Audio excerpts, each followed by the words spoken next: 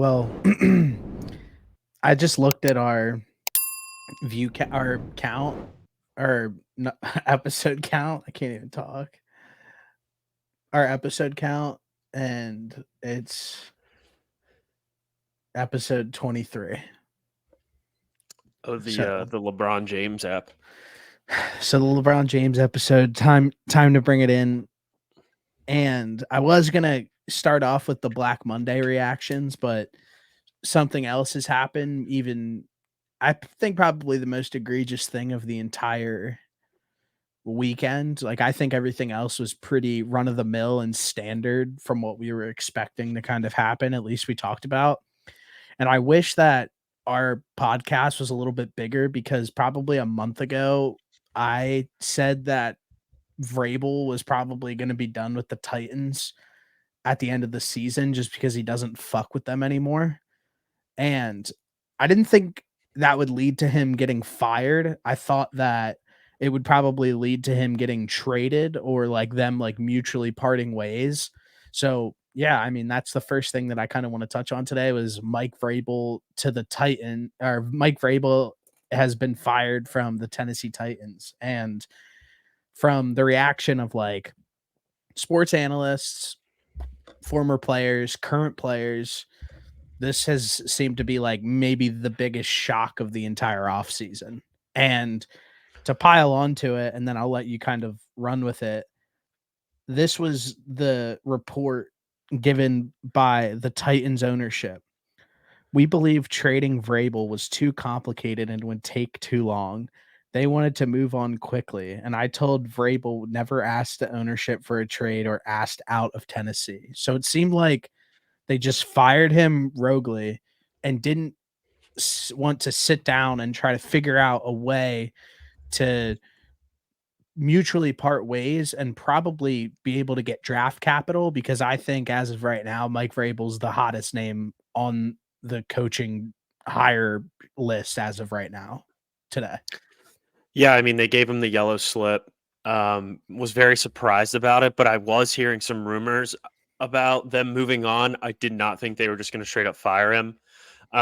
Probably the laziest possible thing that the Titans organization could have done is just straight up fire him when you know that trading him, you would certainly get value out of that.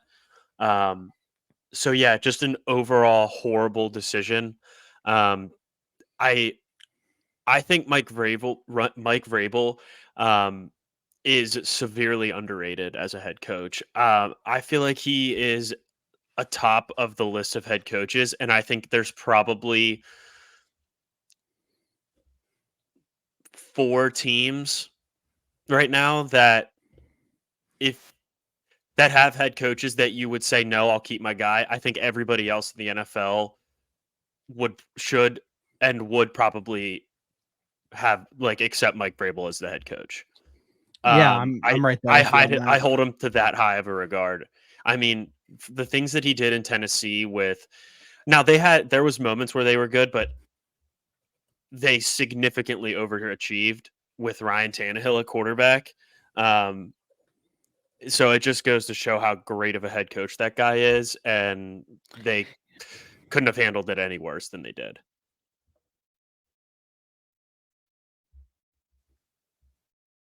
With that being said, Stevie froze on us.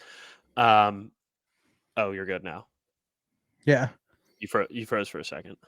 Yeah, I mean, I'm right with you. I kind of wrote that down. I think that I mean, he was the 2021 coach of the year. He had two mediocre, not even mediocre seasons. They were competitive. They showed up, but I don't think that their rosters throughout the course of this time have been something that have been like something that'll wow you. I mean, like they obviously had AJ Brown. They obviously had Derrick Henry, who's probably the most impactful running back like of this era of football.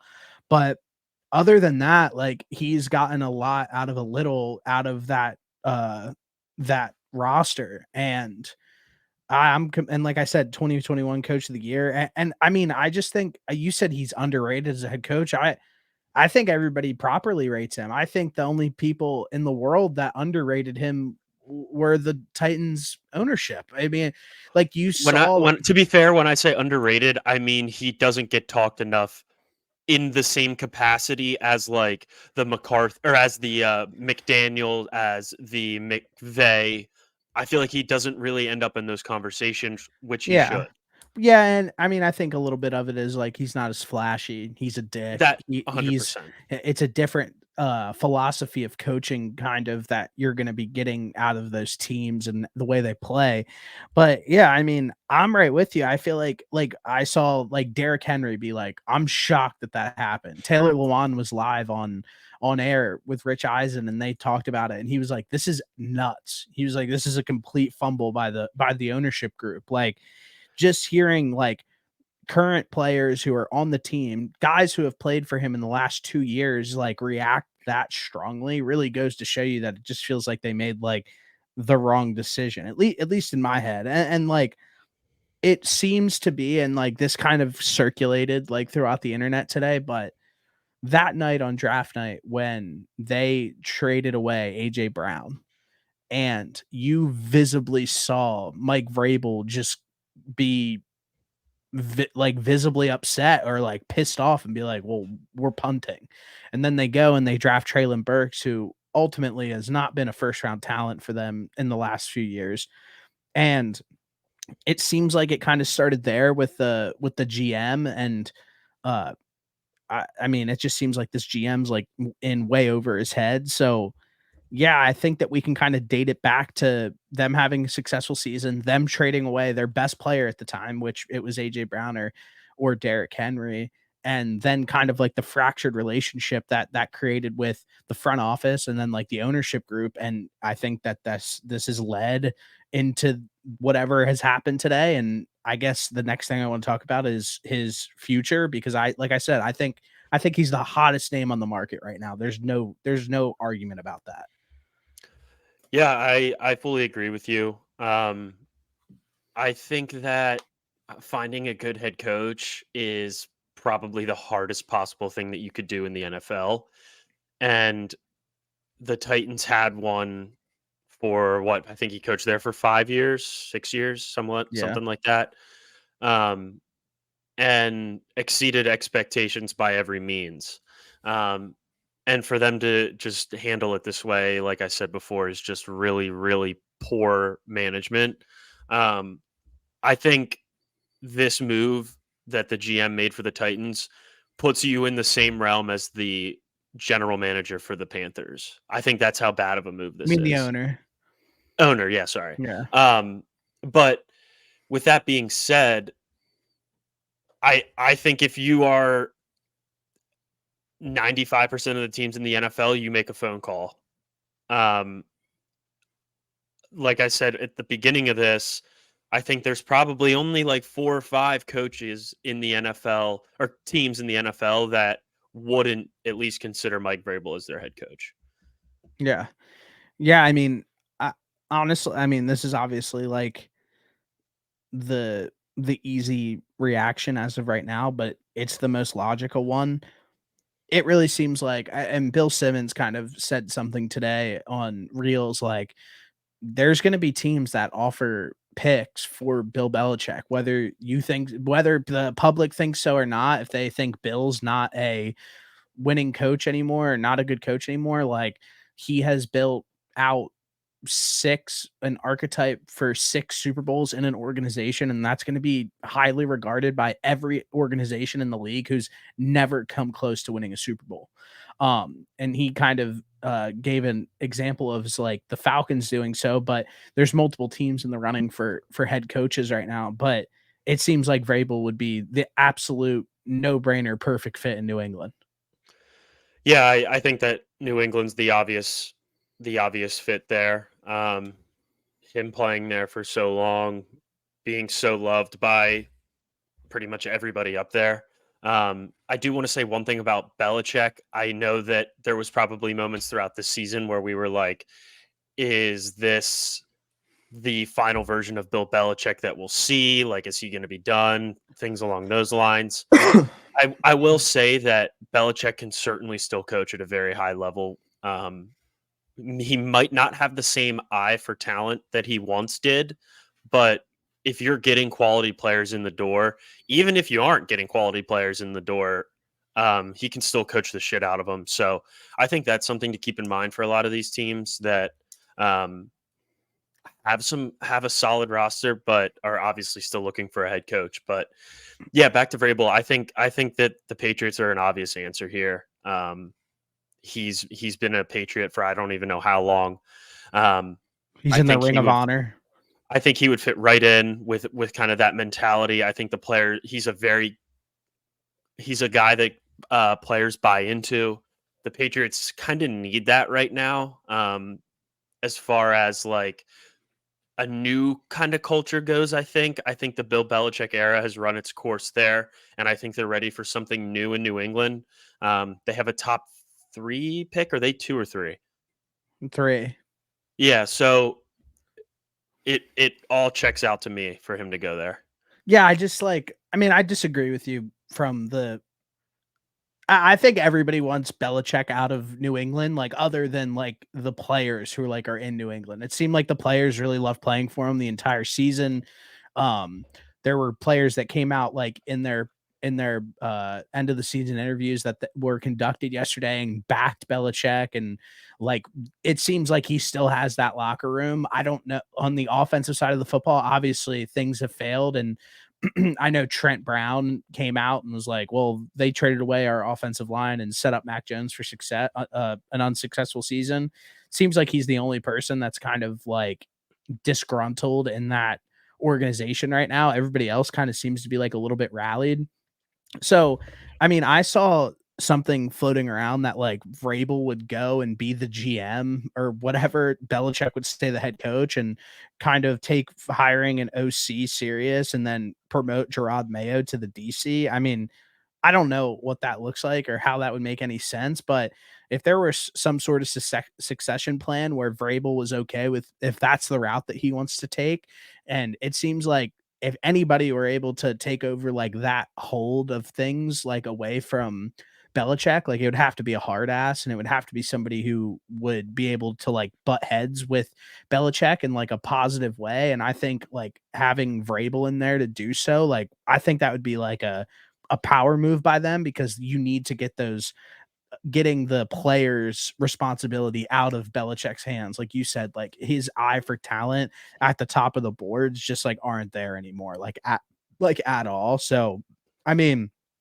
something to obviously think about. I mean, obviously it would be that would be crazy. And if they do that, like who at this point, like you just don't know what Robert Kraft is capable of and what they're thinking. It seems like that they're not done with Belichick, but at the same time, like this move with Vrabel could very easily like light a fire under the ass and be like, okay, now it's actually time to get Belichick out of here and let's bring Vrabel Yeah, I mean, that's kind in. of why I said what I said. I think I also partly think that Bill Belichick kind of might want something new to do.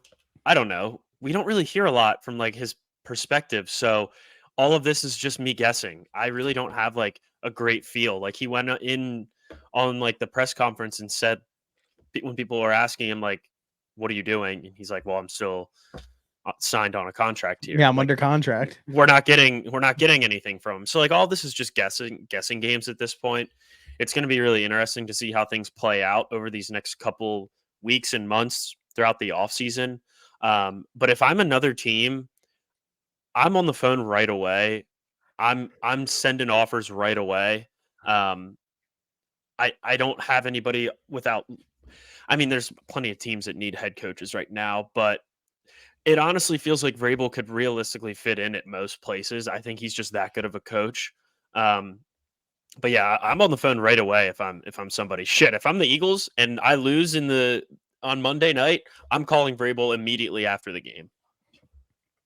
All right. I Well, would love to have him, but that's not going to happen. that's not gonna happen. Let's get your mind out of that place. Like, I know that the Eagles fans already punted on the season and don't care about the coach or any of the Oh, players just wait. anymore. Just you wait. So like that's completely fine. But let's move into Black Monday reactions because obviously some things happened. We'll cover like the prominent ones. There's a lot of little things that happen that I don't think a lot of people really care about. The one that like really stuck out to me like heavily, and one that we covered in like the episode where we kind of broke down like the overall state of the organization. I think the Commanders are a extremely underrated situation as of right now. They spent no time. They cleaned house. It's over for them. The ownership group has seen enough. They're like, we're not doing this anymore. Second overall pick, tons of cap space. We touched on that. Um, First thing that they did Monday morning, they announced that they hired Bob Myers, who's the former Elite move. Warriors GM who got them all those championships, made all those elite moves, made the draft picks, and then Rick Spielman, who's an NFL executive for the Vikings for like 10 plus years. These moves were made to assist the ownership group in a search for a general manager and a head coach. What an underrated move by this ownership group to like really take finding like the people who they're going to be running the team like extremely serious. Like I don't think I've ever heard of a move like that being made before, and I love it. I don't know what you think about it. When I saw that was who they were bringing in, my immediate thought was like, holy shit.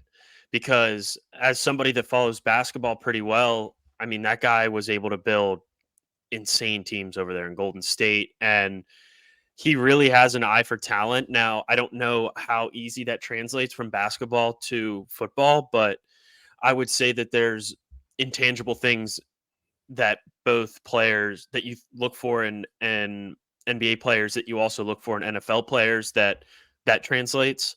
But I think that's a great move. I Yeah, think and he's he's only not. had success as in Golden State. So like Yeah, we'll see what happens. I'm he's not. excited to see what he does. He's also not finding the talent to put on the rosters. He's finding, I The think, people to do yeah, it. the people to do so. And I think like it's like somebody who's running like a really great company. Like if you've had somebody do it at the highest level for multiple years and have built some of the greatest teams of the last decade in a professional sport, he kind of understands the way that things need to be run, at least and knows the characteristics, what it takes to be a successful general manager at the highest level. And I think like having him there to like have input and like do those interviews is like super underrated, honestly. Yeah, I think it's awesome. It's hard to I mean, the only negative thing is that he was in basketball. But like I said, I don't know how much of a difference that makes because at the end of the day, like you're finding people, and I'm sure he has probably a little bit of say in some of the players, but like you're still figuring out the best people to manage putting together a roster, and clearly he did a phenomenal job of that in Golden State. So I Yeah, thought that he was a great was. move. I was really surprised about that too because when he left Golden State, he made it seem like he kind of just wanted to be done and just kind of ride off into the sunset. Um, so when they made that announcement, I was pretty surprised. I mean, I'm not. I mean, he's literally coming in just to assist them with hiring the head But coach and the was that a general guy that you manager. thought was gonna come out of retirement just to do this for the Commanders of all teams? I think that if an aggressive ownership group with a ton of money come to you and they're like, "Hey, for the next month, we're gonna pay you a couple, uh, a lot of money to help us find a head coach and a general manager, and we really value your opinion, and we think that you can find us the right people for the job," and like I don't see I don't see why it wouldn't make sense. And I think that other NFL teams and other basketball teams and et cetera should take note of this move that has been done, because it might not be Bob Myers that you get, but if you can start implementing guys who have succeeded at the highest level into job searches for you, like I just think it can only enhance it, honestly, at the end of the day. I think that if Magic Johnson and Josh Harris were not a part of that ownership group, this would never have happened. Yeah, I mean, maybe, but at the end of the day, it's probably all Because about those two money. guys are both NBA guys. Josh Harris owns the Sixers. We all know who Magic Johnson is. Yeah. I don't think I don't think this move happens without those two being a part of that ownership group. I'm sure those two guys have definitely some type of relationship with Bob Myers out there. So I think that they probably played a big part in that.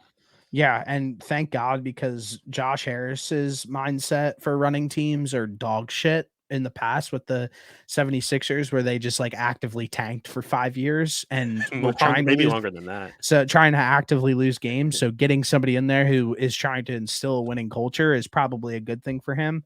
And then first thing they did, they requested to interview Raheem Morris, Rams DC, Anthony Weaver, the assistant head coach, and the D line coach. I forget for who.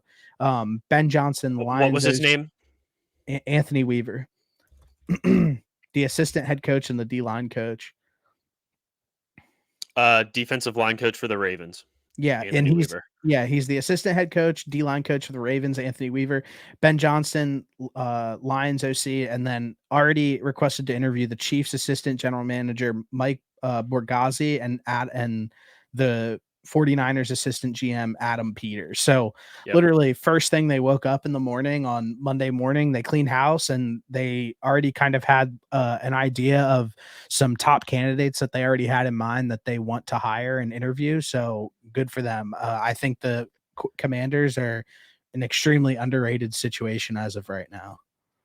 Yeah, I think we talked about them as far as when we went over like the cap space situation. They've got so Yeah. much money open. They've got a ton of picks, and I think as far as like a roster standpoint, like I don't think they have that great of a roster, but with that type of money and those types of picks, and if you have already started implementing people like this into your organization, I think it's only going to get better. Yeah. No, I agree with you. I completely And agree with like you. this number two overall pick, like they're locked in. Next one. All-time blunder at the end of the season for Arthur Smith, honestly. Like, just a really rough way to go out for him. Falcons fire Arthur Smith. The ownership group came out and pretty much were like, the big reasoning behind it was because of misuse of Bijan and Pitts. Big shock. Another thing is just like, man, they're so boneheaded, and you hear like in the exit interviews they were kind of talking about like the possibility of like getting Lamar Jackson, and they were like, well, we thought we had something with Desmond Ritter. It's just a really really bad blunder by like whoever is in charge of all of that stuff. And I think probably getting rid of Arthur Smith after the like lopsided season that they had was probably the correct move. I don't know. We've said this plenty of times, but I don't know how you can look your fan base in the face and tell them what Arthur Blank told them in that like Yeah, it's final. weird. The exit We thought we interviews. had somebody in Desmond Ritter, Yeah. so we didn't sign Lamar Jackson. Didn't even attempt to Didn't even even, have the didn't do shit conversation. with him. That's like that should be enough. That comment right there should be enough for you to lose your job. Yeah. But I mean, Well, he owns it, so he can't lose his job. you're right. So there's that too. So it's kind of But hard to lose your maybe, job when but you own you're it. right. But you're right. If the GM and the coaches like looked at him in the face and were like, "Listen, we have something with Ritter. Don't go after Lamar Jackson." You're correct. Like that is reasonings to lose their job. And I think that the owner doesn't sit there and say, "We have something here with Desmond." Like that had to be some sort of personnel side of things or the coaches that led him to have that answer. So yes, I agree with you. That's a big reasoning to lose your job. Yeah, and who would have also thought that misusing your number one your number one pick from what 3 years ago, 4 years ago, like 3. an elite athlete at tight end, and then misusing your number four overall, five 8th. pick, eighth somewhere, yeah, in running back in Bijan Robinson would cause you to lose your job, and then just the entire quarterback situation in general. Like I get it, you didn't have Lamar Jackson, but Desmond Ritter was not good, like No, he was bad this year. majority of the year. And for them to just ride Ritter and Heineke the whole time. Like, you have to see the writing on the wall if you're Arthur Smith, and the way that they finished out the season was just bad. And I mean, he deserved to be fired. I think we kind of all knew that one was coming. So Yeah, that was not really a surprise to me. yeah. Like I said, I thought that unless if there was like some major debacle at the end of the year to fuck everything up, I thought that his job was safe, and he did everything wrong at the end of the year and lost his job. So, yeah, I mean, it's interesting that the Falcons continue to take positional players like as top picks and then like not use them. Like if that's not what you were going to do, you could have used those picks on something vastly different. So it's just interesting, but that's another job where I think people are probably excited to get into the door. There's a lot of talent in there. They have a good defense now. They have exceptional talent on the offensive side of the football. So they just need that quarterback to get in the building. But yeah, I mean, I think Atlanta's a good job that people are going to want. Yeah, I fully agree with you. I don't really have much else to say about that. I just think that we've pretty much said this the last couple weeks that we thought that Atlanta was a really appealing spot for people to want to go to. With that being said, I do want to just mention the Jameis Winston situation. Yeah, yeah. Um, what did you think about it? Obviously, Tyrann Mathieu interception gets down at the 1 yard line, and Dennis Allen sends out the team, take a knee. Jameis goes rogue, hands it off to Jamal Jamal Williams, 1 yard touchdown. Um, the Saints win by like 35 or something. Yeah, and then Arthur Smith comes out on the field, fired up, Fuck screaming. you! What is that? Yeah. Yeah, Yeah, I mean, what do I think about it? I think it's hilarious that it was Jameis. The post-game interviews were 100%. hilarious.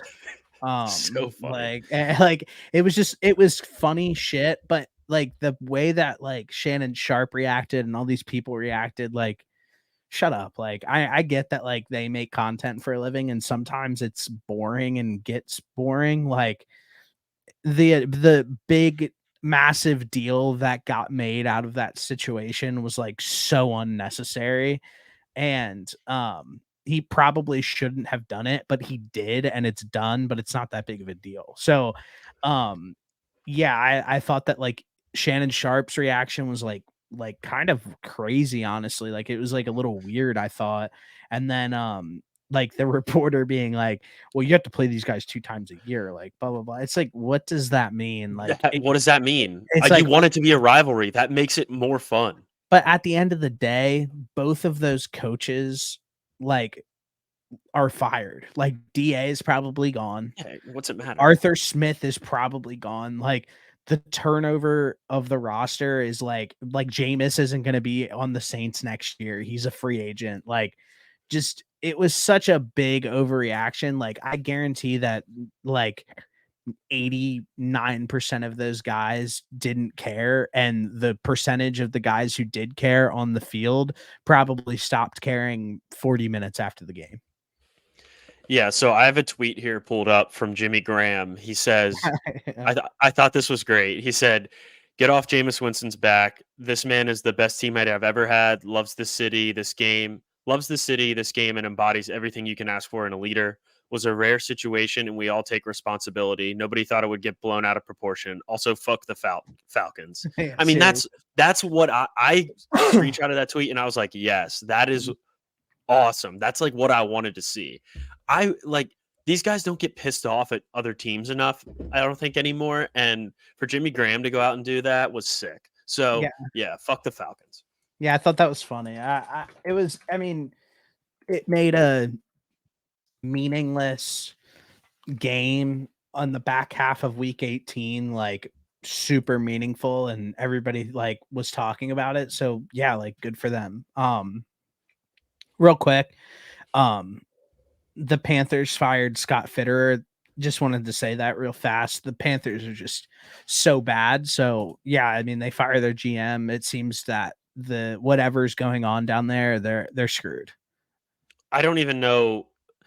Who I don't know what type of person you have to be to want to go into that situation down there in Carolina. Yeah, Like you have to be super motivated to turn a team around, and I'm sure there's people out there, but you have to be I like, want to be as far away as possible from that situation. I feel like the only way to get somebody in there that's like meaningful is guaranteeing them a ton of money. Because I mean, that's one thing that the Panthers have. Tempers like the second richest owner in sports. So Yeah. like good for him. Like he has a ton of money. And I think the only way to get people in there is to guarantee like, hey, you have 4 years, X amount, you're about to be like one of the highest paid coaches or highest paid GMs in the gig. Like that's probably the only way to do it. Yeah, that makes sense. Even then, I'm sure that there's plenty of people that would take a little bit less money to go elsewhere. But getting a head coaching job, the NFL is a big deal. It's not something that's easy to do. So, I'm sure somebody will end up doing it. I'm interested to see who it's going to be. I don't think it's going to be. I think it's going to be like a no-name guy. I think it's going to be like a coordinator from somewhere. I think it's probably going to be some type of offensive coordinator because I think they're really going to need to figure out how to make Bryce Young work. Would be my guess. Harbaugh.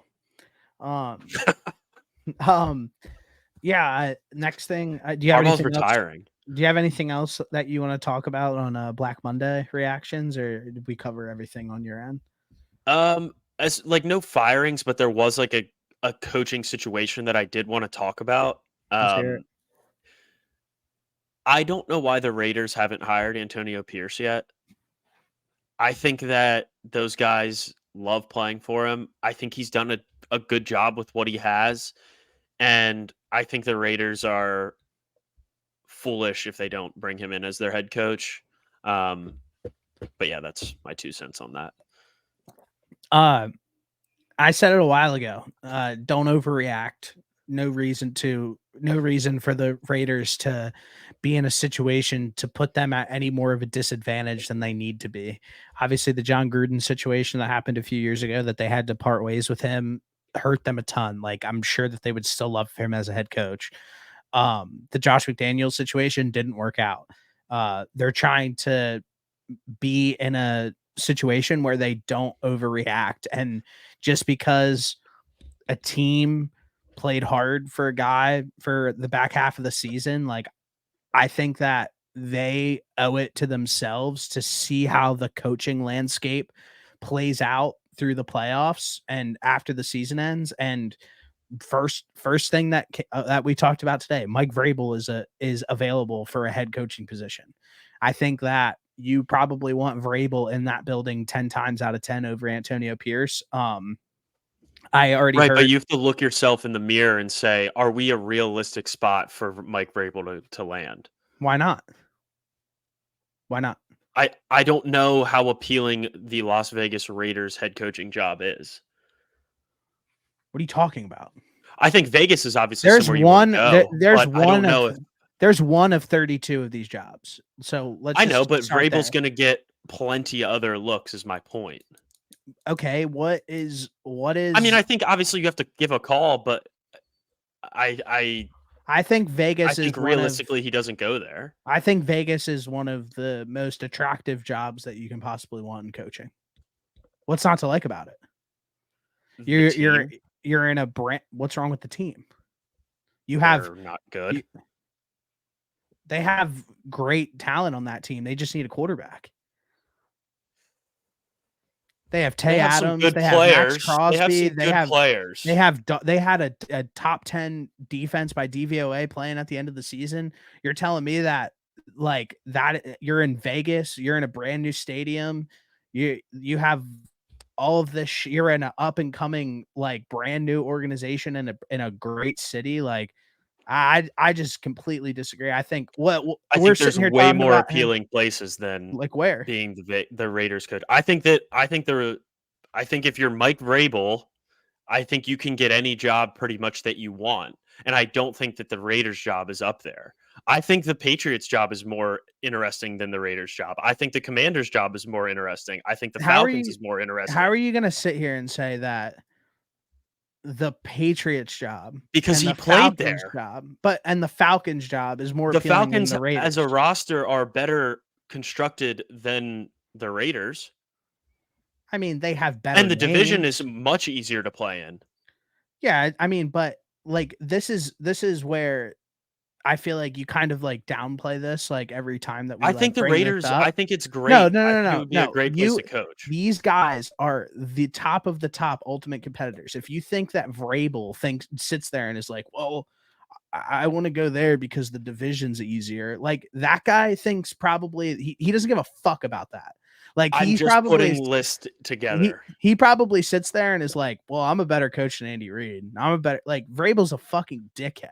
So, I think like I said, I think that the Raiders job is an extremely desirable job. I do. I don't know. Would you rather wake up every single day in Las Vegas or wake up every single day in Foxborough? Just asking. Um, I don't really care for Vegas personally. Bro, stop it. I'm serious. I literally don't really You like would Vegas. rather wake up every single day in Foxborough than Vegas.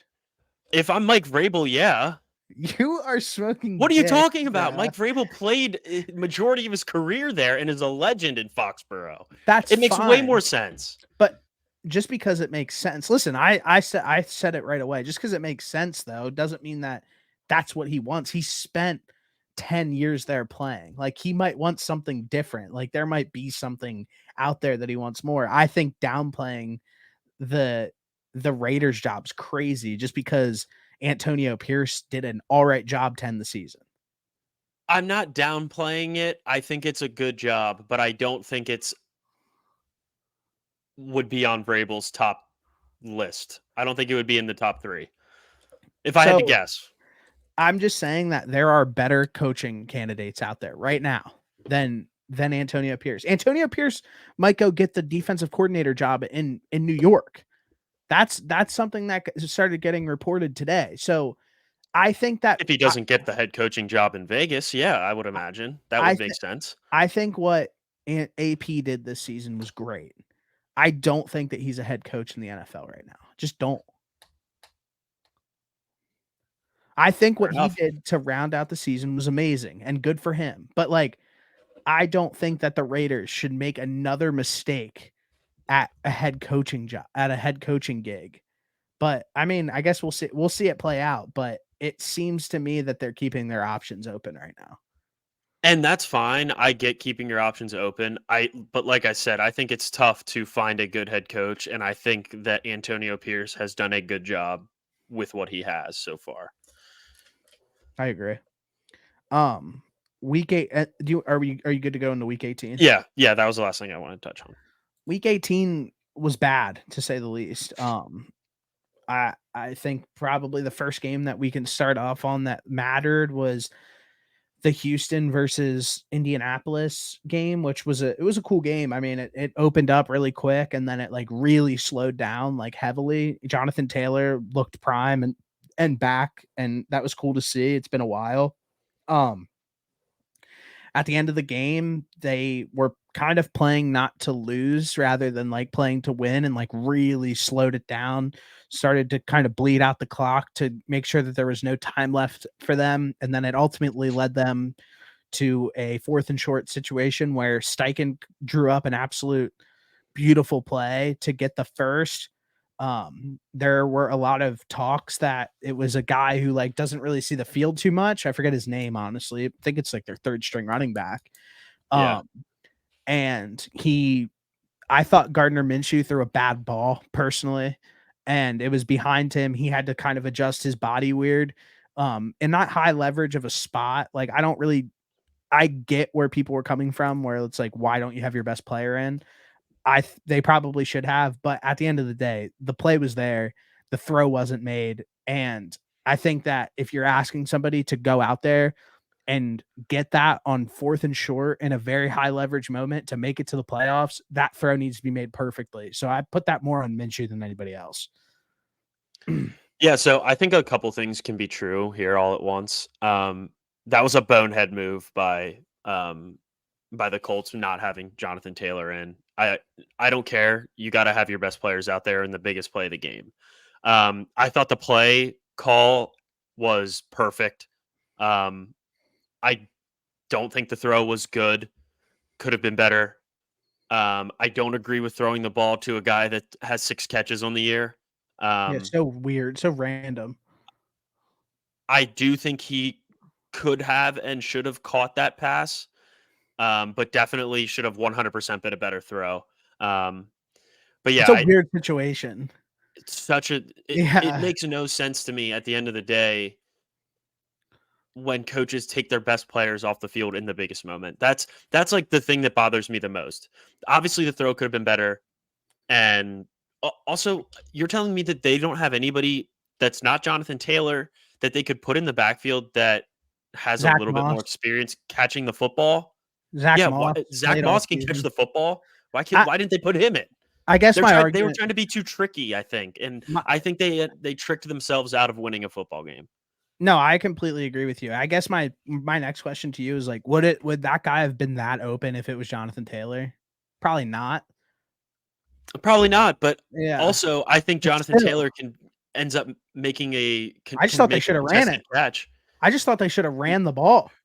I was like That shocked. too. I was like, they're gonna I'm run a dive with Jonathan Taylor here, and then and get it, they yeah. But ran out on the I'm field with the third string running back, and I was like, okay, fourth string. yeah, That kid fourth. was their fourth string running back. I'm looking at the depth chart right now. Tyler Goodson was their running back on that Yeah, play. that's his name. Yeah, it sucks. I mean, it sucks for him. I mean, he like you said, like you should probably make that play. And I agree with you like completely. But at the same time, like there's so much that goes into it. But yeah, the Colts really blew one there, but they're probably out kicking their coverage to begin with where they were at and everything that they've done this season. So obviously ending the season on a disappointing note sucks, but probably overall like they outplayed what they were supposed to do all year. 100%. And that game's going to sting for a little while because you had a great chance called the perfect play. But realistically, unless you're inside that Colts organization, did anybody really think that they would be playing in a meaningful game to go to the playoffs in week 18 of the NFL season? Probably No, not. So no. definitely nothing to hang your hat on, hold your head. You know what I'm trying to say. Yeah, Great. Like they had a great season. But that's going to sting for a little while. But at the end of the day, when you run it back and you have those guys in the locker room down the road here after that one wears off, you got to be happy with the effort and the season that you put together if you're a Colts fan and if you're somebody that's inside that locker room. for sure. Because Um, you're getting Anthony Richardson healthy to start the year, and that's going to be really exciting. I think they made a great move ending up paying Jonathan Taylor. We saw how great he looked in that game. Was that a what was that deal? Was that a 1 year, 2 year deal? I think it was like 4. Really? Well, good Yeah. for them. Great call. So yeah, I think there's a lot to be happy and a lot to be proud of if you're a Colts fan and you're a Colts player. But nevertheless, that one's gonna sting. Yeah, Now, on 3 year, the other, 42 million. yeah, great for them. That's awesome. I mean, clearly we can see just how good Jonathan Taylor is when things are rolling. So that's good if you're a Colts fan. At the same time, the Texans, man, that CJ Stroud was dropping dimes. Yeah. He looks just so unfazed by anything that happens in an NFL game. It's like almost kind of scary. Like it feels like you shouldn't be that composed your rookie season playing in the probably the biggest game of your life. Yeah, it's weird because I mean, he obviously has made Nico Collins a star, and So a, good. a weird like tidbit that they said on the broadcast the other night was that Bobby Slowick coached Nico Collins in college. So I was like, what the fuck? Like that's Yeah. kind of weird, and it's crazy that you get Slowick in there, and then like Nico kind of starts to really like prosper. So interesting, like side note there, but yeah, I mean, yeah, he looks great. CJ Stroud looks great. We'll obviously talk about them a little bit more about the playoff matchups, but yeah, I agree with you completely. Slowick was another guy I believe that was on the Shanahan command, like Redskins coaching staff. It Yeah, was he like was. him, McVay, McDaniel, He was. other Shanahan, and there was one more. I can't remember who it is. Mike McDaniels, I, Shanahan, McDaniel, McVay, Slowick, and there was one guy, other guy. McVay. We say that already. Yeah. And then somebody who's not listed on there, which people started to kind of clamor about, was Raheem Morris, who's the Rams DC, who's probably going to get a head coaching job in this offseason, was also on that Commander's staff. I'm trying to pull it up right now. Which is crazy. Yeah, that staff was absolutely stacked. It was LaFleur. LaFleur, yeah. Crazy to have that good of a coaching staff tucked away in DC. I'm trying to like pick out the games that like mattered. The Bucks won 9-0, looked bad, whatever. Yeah. Won the division. Bengals, Browns don't matter. Doesn't matter. Detroit put up 30. We know they can score. Cardinals, Seahawks. Did you want to talk about that? Yeah, Jets, New England. Who cares? Actually, let's Jets though. First time they've beaten the Patriots. What in the last 15 times? Yeah, good for them, I guess. But it doesn't even help them. Like they got a worse draft spot out of it. So, the one game that I do want to talk about is, and this was one of the things that we didn't really talk about, but Jacksonville made a ton of fires on Black Monday as well, like on the defensive side of the football, some front office stuff. Like, what a weird season for them, where they were literally fighting for the 1 seed in the AFC and then went to completely missing the playoffs. What I do think that it comes down to is just flat injuries for them. I know that like it's easy to like look at the overview of the season and it's kind of a tale of two seasons for them. But when you don't have consistent O-line play, when you don't have consistent wide receiver play, like we kind of talked about, like I know that like Zay Jones and Christian Kirk like probably aren't at the top of everybody's list, but those are guys that Jacksonville spent a ton of money bringing into the building and trust them as like high leverage guys and have made high leverage plays for them in big moments. And yeah, I mean, just a bad blunder. And I think that we talked about it like 2 weeks ago, like for the offseason, like they need to just be very serious. They need to figure out what's going on. I think that this was a mediocre coaching job by, what's his name? Doug Peterson. Doug Peterson, who me and you both like, just felt like he didn't have those guys disciplined really. They had a ton of penalties. They looked bad. They looked very like panicky and finicky pretty much the entire season after a certain point. And at the end of the day,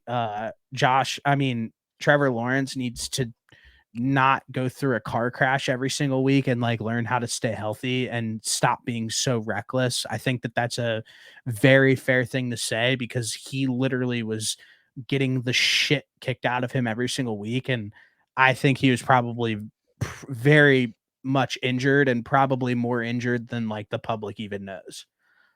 Yeah, so I have this list here pulled up. The Jags fired 9 coaches. That's crazy. So that's that's probably the least surprising thing when you look at a team who a lot of people projected to finish atop of the AFC, and for them to not even make the playoffs is just really disappointing. I think I think arguably the most disappointing team that we've seen all year. It's unfortunate they weren't able to stay healthy, but at the same time, we've seen a lot of teams go through stretches of injuries and still kind of stay afloat and win a football game here and there. And we didn't really see that with the Jags. They did have a lot of guys injured, but if you're the head coach, you kind of have to still find a way to rally the troops a little bit, especially in a situation when you need a win. I agree. For them to just go down to Tennessee and just get smoked was just really, really embarrassing, honestly. Yeah. And that's kind of like they say like bad vibes teams. Like I think that was an extremely underrated bad vibes team the entire year. They started off hot and then things started to kind of go wrong. I said it like Zay Jones got arrested for like a domestic violence thing. Like Never it want that. it just seems to you have Calvin Ridley coming back after taking practically like 2 years off of playing football, which is fine, like, but like you kinda said, like, it takes some time to, like, start readjusting everything. We'll see, and Calvin Ridley's a free agent this offseason, so, we'll see how everything kind of transpires with them, but man, tough look for them to end the year, and, tough look for my guy Trevor, and I hope that he bounces back because now he's getting the Mac Jones comparisons on social media. That's never a good sign, getting No. compared to the used car salesman. I will say though, I did see a video on X today of some incomplete passes that Trevor Lawrence had, and I mean, there are some throws on there that were very impressive that were hitting wide receiver hands that they should have been caught. So I think if you're a Jags fan and you see that video, I think you might feel a little bit better. But I mean, at the end of the day, this was a team that everybody was really high on. And for them to not even make the playoffs is super disappointing.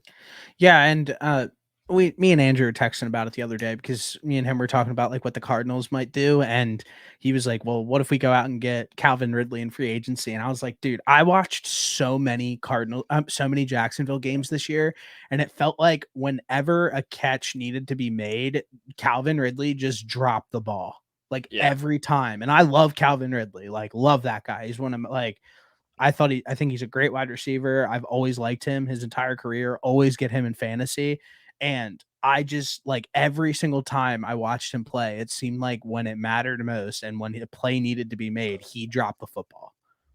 Yeah. In that video, there was a lot of touchdowns and big chunk plays that were thrown to Calvin Ridley that ended up in drops. And listen, it's going to probably take some time to get back into the swing of things, but for you to be that talented of an NFL wide receiver and to have drops like that is probably a little bit concerning moving forward. Yeah, he's turning 30 this year. It's not like he's a young guy or anything like that. Next game you mentioned was the Cardinals versus the Seahawks, which this one hit really hard for me because I was betting the Cardinals money line like over and over again. I had it up to plus 420 at one point. Um, really hurt with a Prater two missed Prater field goals, which the graphic popped up. This guy hasn't missed from 50 plus in 23 attempts or something like 23 for 23 in his entire career. And I was like feeling great. And then of course he misses both. Um, yeah, it hurts. Kyler played great. And then we James kind of Conner ran his ass off again. James Conner's really good. I don't know how he's still moving like that, but I good for don't either. him. Um, 150 and a tutty. He's moving crazy he's been yeah, moving crazy these last few weeks. yeah, and then yeah, I mean it hurts. I would have loved to see the Cardinals win that game. Pity win for the Seahawks, smoking cigars in the locker room after the game. Another team that really heavily disappointed this season. So yeah, I mean them smoking cigars in a meaningless game at the end of the year to miss the playoffs tells me everything that I need to know about them. Fuck the Seahawks. Yeah, that's some coward shit. I Yeah. mean, they needed to win, yes, to make the playoffs, but they also needed like three other things to go their way. So for you to smoke cigars after winning that game on a missed field goal against a 4-13 team, I mean, you can get bent. Get it together.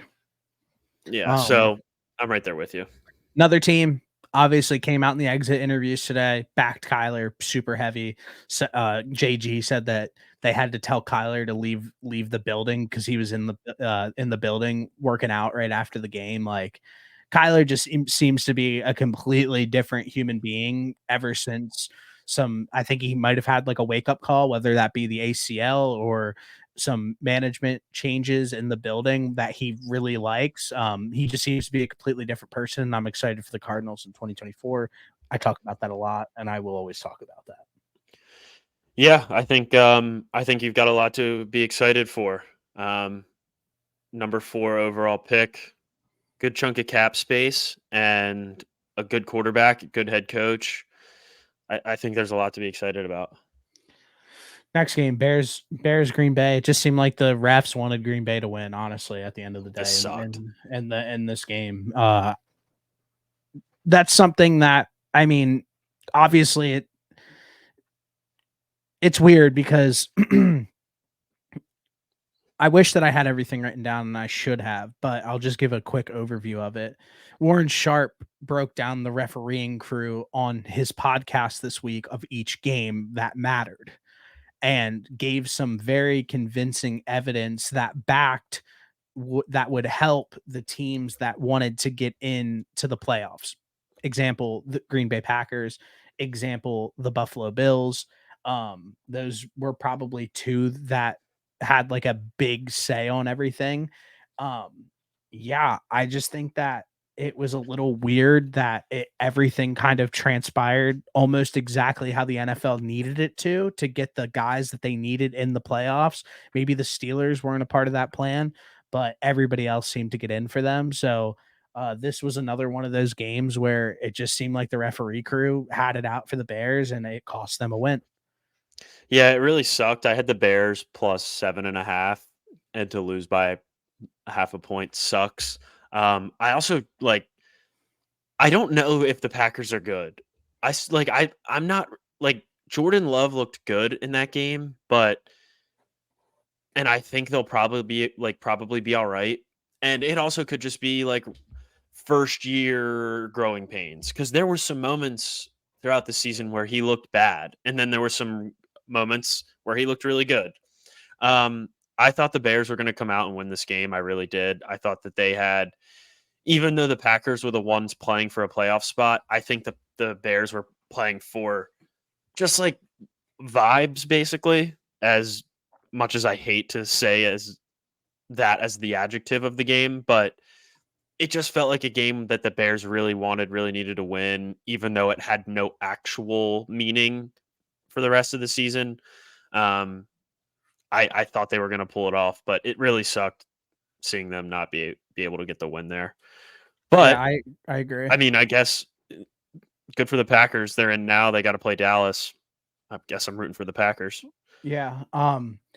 Another exit interview that stuck out on social media to me the last 2 days was how heavily the Bears players have backed Justin Fields. And Mhm. we've talked about that. Like it seemed to be like they've been leaving crumbs over the last like month of the season. Um, DJ Moore pretty much called out the OC and said that he wasn't doing a good job practically. And then another interview came out with him during the exit interviews, and he pretty much said like, yeah, like I'm not saying that they're going to listen to me or anything like that, but I feel like I have a voice and I know I like our plan or something like that. And he was like smirking and smiling.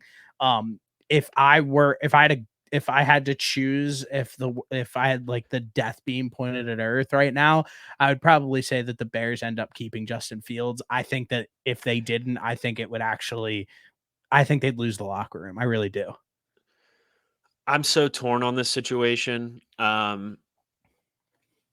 We discussed it last week, kind of with like how front offices kind of move with a rookie quarterback. It helps. It's a cheat code, but we also have gone over how difficult it is to find a quarterback, I'm especially planting one my that flag. players like.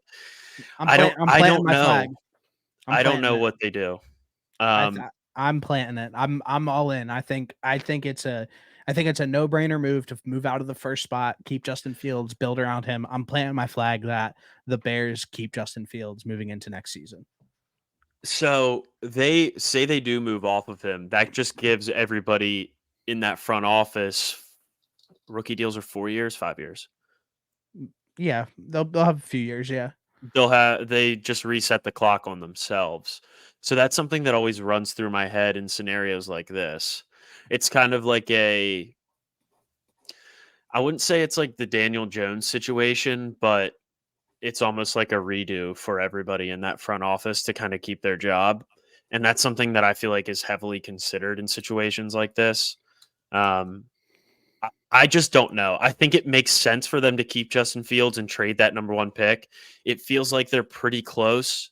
Um, they won probably more games than people thought. I think they have a pretty good defense. Probably just need to add another guy on offense here and there, another guy on defense here and there. But I think they have like the base set for a good season next year. And bringing in a new quarterback, although it would be great, it just brings in a lot of uncertainty too. So that's why I'm so torn on this whole situation. I think probably something that doesn't get talked about enough because everybody probably sits back and is like, okay, we're gonna have to pay this guy $250,000, a quarter, 250 million to fucking be able to be our quarterback. The utilization of the franchise tag for some of these quarterbacks over the next few years, I think, are going to be start to be used. I think that you see it used with Tua. I think that you see it used with a guy like Justin Fields. I don't think that every single quarterback moving forward is going to get paid 250 million plus dollars and reset the market every single time. And I think that's kind of like we're a prisoner of the moment. And I think a lot of people kind of are thinking that way, where it's like, well, do you pay Justin Fields $250 million? You don't need to.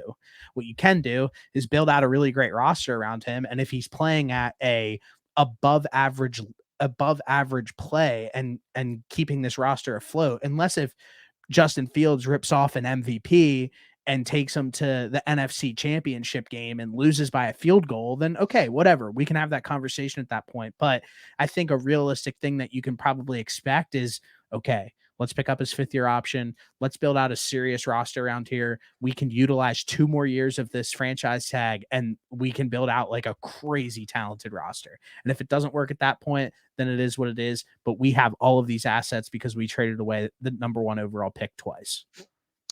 Do you think the front office is sold? I think Justin Fields is a phenomenal athlete. Do you think they're sold on him as a passer? Yeah, I mean, why not? I think I'm probably just looking at his stats right here. He had one game of over 300 yards, one game of over 275. He doesn't turn the ball 1, 2, 3, 4, 5, 6, 7, 8, 9, 9 turnovers or 9 interceptions. yeah, The passing stats don't jump off. That's why I'm asking. I don't know. I I just think want to know what you think. I think that every team is constructed differently. I think that every quarterback is completely different. I think Justin Fields is an above average quarterback. And if you place the correct pieces around him and call the right plays, you can win football games. I'm not sitting here saying, okay, you have Rashee Rice, MVS, and 36-year-old Travis Kelsey. Go win us a playoff game. I'm asking them to get DJ Moore, Marvin Harrison Jr., Cole Kmet, a talented running back, and a stacked defense. Like that's what I'm asking them to do. I'm not I, asking Justin Fields to be Superman. I'm asking him to be a competent quarterback. And I think that we talked about it like throughout the entire course of the season. Teams need to be okay with having an above average quarterback. Kirk Cousins has made a great career for himself being an above average quarterback, winning games, and keeping front offices and teams happy. And I genuinely do think that, and I don't know, you could disagree with me. I think that with the defense they have, you add some good pieces to it. You might be able to snag somebody in free agency. You nail the draft in next year. Can you make the playoffs? And the year after that, can you have a real chance at like winning like a playoff game?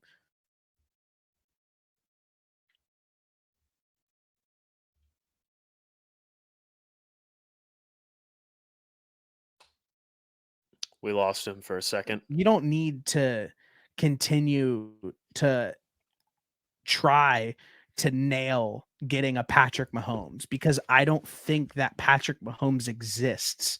What you can look at is like, look at what San Francisco has done. San Francisco has an elite defense, elite players on defense. Then you look at their offensive side of the ball, and they have probably the best skill positions in all of football. And all you ask Brock Purdy to do is be a game manager. And he was one of the best quarterbacks in the entire NFL this season. So I'm not even asking Justin to do that, But I think that if you get a different offensive coordinator in there, you continue to build out this team. I think it's extremely reasonable to think that they can go and make the playoffs and potentially win a playoff game. To be fair, I don't think everybody needs to try and be Patrick Mahomes. I fully agree with you there that I think different offenses are built differently. Like, I don't think it's realistic to go ask Jalen Hurts to go out there and throw for 350 yards and 4 touchdowns every game because that's not going to happen. Um, I don't think you need to ask that from Justin Fields, but I still think that you need to be able to throw the football effectively. And I don't know because I haven't watched enough of the film on him for this year. I don't know if he's made that leap from last year to this year. I think probably just based off of looking at pure stats alone, he's gotten better, right? And I think that is largely part of because of DJ Moore. I I I think he'll probably get better with more weapons. I think that's just kind of the nature of the NFL. Um, so I don't know. I think that's something that's seriously going to be taken into consideration with this front office is can this guy be effective for us throwing the football? Because I think they realize like him running the football and him making plays with his legs is equally as important. And I think he's really good at that. But I think that they're going to take a look and say, can this guy, if he isn't able to make plays with his legs, can he win us a football game passing? I think that's something that you have to be able to look at your team, look at your team and say, yes, we feel good about this guy leading us to a win if we have to just throw the football. And that's not going to happen every game, but I think that's probably something you have to take into consideration. I don't know what they are thinking, of course, and I don't know, like I said, I haven't watched enough of Justin Fields from year to year, but I think that that's probably something that's going to be taken heavily into consideration. Yeah, Andrew pretty much said like the rumor is they trade Fields. I just I use the same exact argument for the Cardinals when I talked to him about that. Does removing Kyler and adding Drake May, I think do you it's a guys completely different scenario. get any better?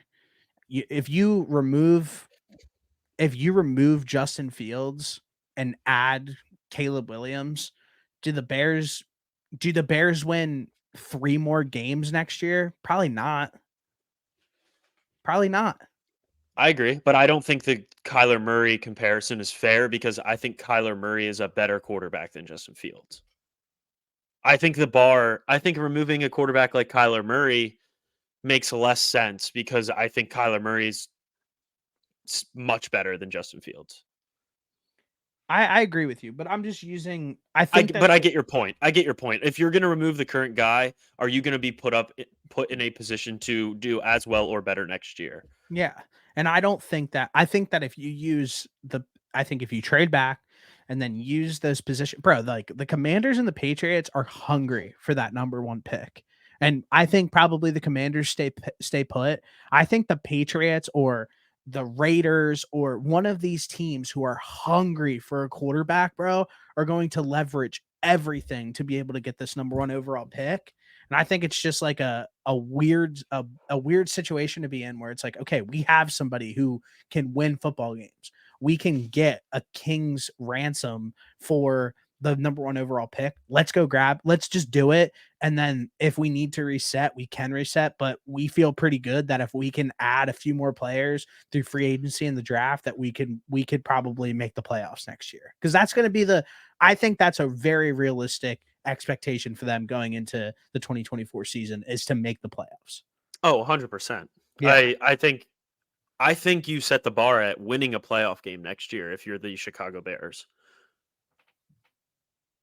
I I completely think agree with you. I think that's probably what you One, obviously you're going to say like, "Oh, we want to win the division, we want to win this, we want to win that." I think from a if I was a fan, my realistic expectation would be win a playoff game next year. I agree. I 1,000,000% agree with you. And like, bro, But also, who knows? You could get a scenario like CJ Stroud, right? Like you could get Caleb Williams or Drake May could walk right in there and be CJ Stroud. Yeah. Or It's they less can likely, but be Mitch Trubisky. yeah, it's less Like, likely, yeah, obviously. it's less likely. And honestly, like, I just think that if you let's just hypothetically be like, okay, let's move back. Let's move back to the 3 spot with the Patriots. We're gonna get Marvin Harrison Jr. at 3. Yeah, that's certainly something to be excited about. Like that's Yeah. what I'm saying. Like, it's not like if they go and move back like further, like, okay, like that could be a conversation we had. Like, who can we really get? Like, if we move back to 8 with the Raiders, like who can we realistically get at 8 that we're excited about and we feel comfortable with? The Raiders are at 13 right now. Okay, 13, whatever. Who's at 8? Yeah. The Falcons Falcons. are at 8. The Yeah, which Falcons they are could easily trade up too. Falcons yeah, could say, "Fuck it, we're going all in. We need a quarterback. Caleb Williams, you're coming to Atlanta." yeah. I don't know And what draft capital they have, but yeah, but but that's kind of like the but if you move back to 3, get another first, get Marvin Harrison Jr., and you still pick in the first again, you probably feel pretty good. At least you're a I happy would. fan base. I would be Yeah, happy too yeah, if that was me. If I yeah. was a So Bears fan, I think Big Cat would love that. yeah, exactly. Yeah, think of what would Big Cat do. So, but like honestly though, like that is kind of the way I think about it. Like you have the first, you have a quarterback, your defense has played over expectations throughout the year. The Montez Sweat trade was you nailed it. Okay, let's get the Patriots to offer a first and a second and Matthew Judon, and we'll move back to 3. We'll take on Matthew Judon and we'll pick at 3. We'll get Marvin Harrison Jr. and then we'll pick at what? 7 again? Where's Yeah. their second pick? They pick at 1 and I think it's 9. Yeah. So right Okay. now they've got obviously no trades have happened, but they're mocked for Caleb Williams and um is it Romeo Dusney? Yeah, The the guy wide from receiver. Washington, who's also pretty good. Yeah, I mean, I wouldn't take him that early Dunze. at all. I think probably Malik Neighbors will be there at that position. I know that people kind of have been pinning the Chargers to take a wide receiver. That is the last position they need on that team. So They should draft a coach at 5. yeah. So, They but yeah, that's kind of we're going to be talking about the NFL draft a lot, but the Bears situation, like I said, planting my flag. I think Justin Fields is the quarterback in Chicago, and I think that we see one of these teams who are desperate for a quarterback get very aggressive to get to that number 1 overall pick, and I think the Commanders stay put. Yeah, I don't know. I don't know. I think teams are going to be incredibly aggressive. I think the Bears will probably end up getting a deal that is just too hard to pass up. Yeah. I just think that like because hate to go into the draft, but people who are like it's the Bears, Commies, and Pats, and then they're like, well, it's gonna be Caleb Williams, Drake May, and then Jalen Daniels. Dude, listen, Jalen Daniels is not going to be a top 5 pick. He's not going to be a top 5 pick. That is ridiculous. He could Like easily fall down he's gonna easily fall down. to I don't even know. He for like I don't know what the Buccaneers realistically would like to do moving forward with Baker Mayfield, but he could fall all the way to 20. I'm saying right now that Penix isn't going to go in the first round. Yeah, I don't think so either. Like there's a lot of these guys that people have high up on the draft boards right now that is not going to be the case because if you want to take Jalen Daniels, you're going to trade back in the draft because he's going to be available.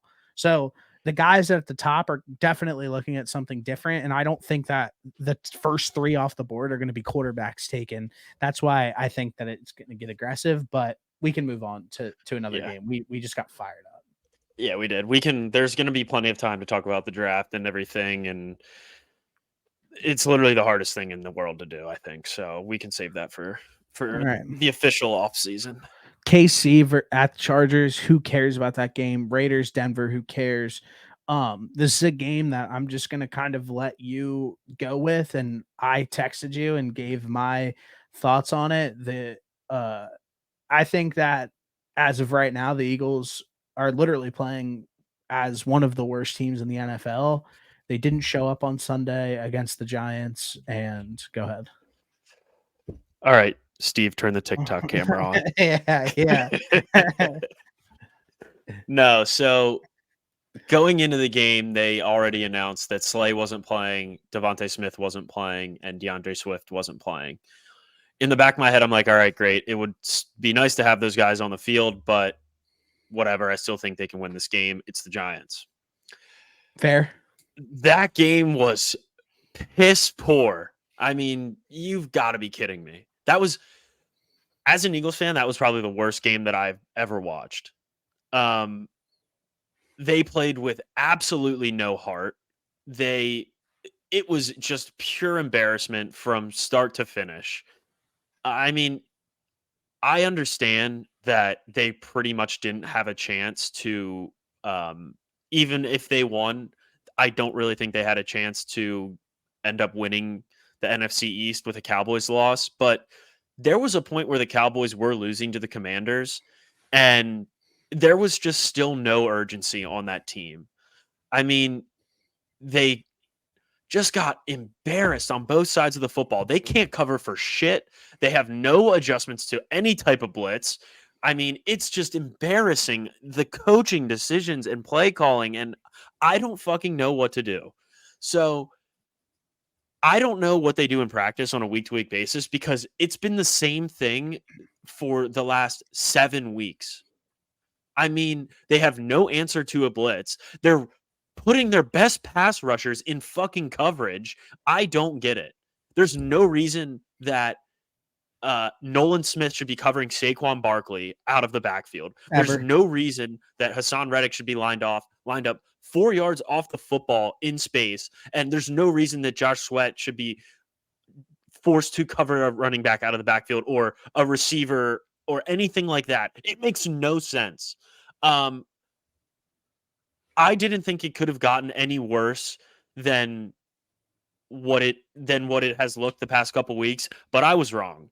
I don't know if they do anything blitz related on offense because there is no checkdowns, there's no hot routes, there's nothing. And for a team with that many weapons, I get it. AJ Brown did go out early, but we've still seen this the entire year. The Eagles have had no answer to a defense that is a heavy blitz defense, especially like Wink Martindale and that Giants defense. If I was him, I would have blitzed every play because there was nothing that the Eagles were going to do. Every route, no player was turning their head until they were fucking 12 yards down the field. There's no hots, there's no check downs, nothing. It's just so bad, and it's same thing week to week. I don't get it. And for them to have to go up against the Buccaneers team with Mike Evans, Chris Godwin, and I don't even know who else, but that's literally all you need Rashad because White. they can't cover anybody. Yeah. And the Buccaneers blitz third most in the NFL. It's going to be bad. But with that being said, put my hard hat on. Yeah. Let's go win a playoff game. Bro. First off, great rant. Love it. Second, I thought it was interesting this week because Javon Hargrave went on, I forget, Fred Warner's podcast or whoever it was. And it was another 49ers player, but Fred Warner was Eric on Armstead. it. Eric Armstead, and compared the Eagles practices and the way that they do things to the Niners compared to like the Heat versus Golden State, which I didn't understand the analogy, but I understand what he was trying to do. He was pretty much saying that like we actually work over here, and it seemed like clearly. the Eagles are just kind of coasting and think that they can just do whatever they want. And I thought that it was very interesting to hear that from somebody who was in both buildings, who went on a Super Bowl run with the Eagles and then is in the building for the 49ers. So first off, I thought that was like an extremely interesting take from somebody who was in both buildings. Yeah, I found that pretty interesting too. And now I don't have a problem with the way that you run practice if you're going out there and playing consistent, hard-nosed, everybody's knows what their job is football. But for you to go out there week in and week out and look like a goddamn midget football team playing in the NFL and then have walkthroughs 4 times a week, that's unacceptable. I mean, what I are we agree. doing? You got to have these guys actually doing shit. And I get it. They're tired. It's week 18. You're already in the playoffs, but like they're far from the team that they were at the beginning of the season. This team looks nothing like the Eagles that we saw through the first 11 weeks. I mean, it's just complete night and day. So the more alarming thing is the fact that nothing has changed these last 7 weeks. And I'm not calling for Sirianni to be fired, but I think that if they lose, there's going to be serious conversations. I think Eagles fans especially are going to be furious, rightfully so, but I think people are going to be calling for him to be fired even more if they end up losing. I think Sirianni, if he doesn't win a playoff game, he's gone. I do. Yeah. I just think that I, it might be extreme, but Philly is extreme. That media is extreme. The fan base is extreme. The building is very forward thinking. I think that the all-time blunder that has happened in this back half of the season is like almost unprecedented, and we've never seen anything like that this bad. Where you had a team that was riding so high, beating the top competition in the entire NFL in overtime games and playing at a high level, and went on the run that they went on last year, to pretty much being a complete shell of themselves, making that decision, Sirianni making the decision to promote fucking Matt Patricia to be calling the defense, and appointing Brian Johnson as an OC. It's been bad, man. And I think that if they don't come out and beat the Buccaneers, who put up 9 points against the Panthers, I think Sirianni, I think the writing's on the wall. I think he's 100% fired. Yeah, I mean, I don't think it's even in question. I 100% think everybody on the defensive side pretty much should be um out of there. Yeah. The only person on the offensive side of the football that probably deserves to stay is, well, no, not probably, 100% deserves to stay is Jeff Stoutland, OC or offensive line coach. Um, so there's this thing when I know you're not, I know you don't drink anymore, but there's a thing where after a night out, you wake up and you don't feel hungover. It's pretty much like a few hours before, like you're probably still drunk, and it's like a couple hours, and then if you don't drink, you end up getting hungover, and if you do drink, you just keep riding it out. Hair of the dog. So what I think is happening right now is the Super Bowl hangover officially hit 7 weeks ago, and they didn't even win the Super Bowl. They Yeah. were just, it was pure bliss being there. Great. I mean, phenomenal season. Didn't get the job done. That part of it sucks. But normally the Super Bowl hangover hits a little bit earlier for those teams. I mean, I think we've seen it sort of hit for the Chiefs because they haven't looked great all year either. But I think it hit the Eagles smack dab in the mouth 7 weeks ago.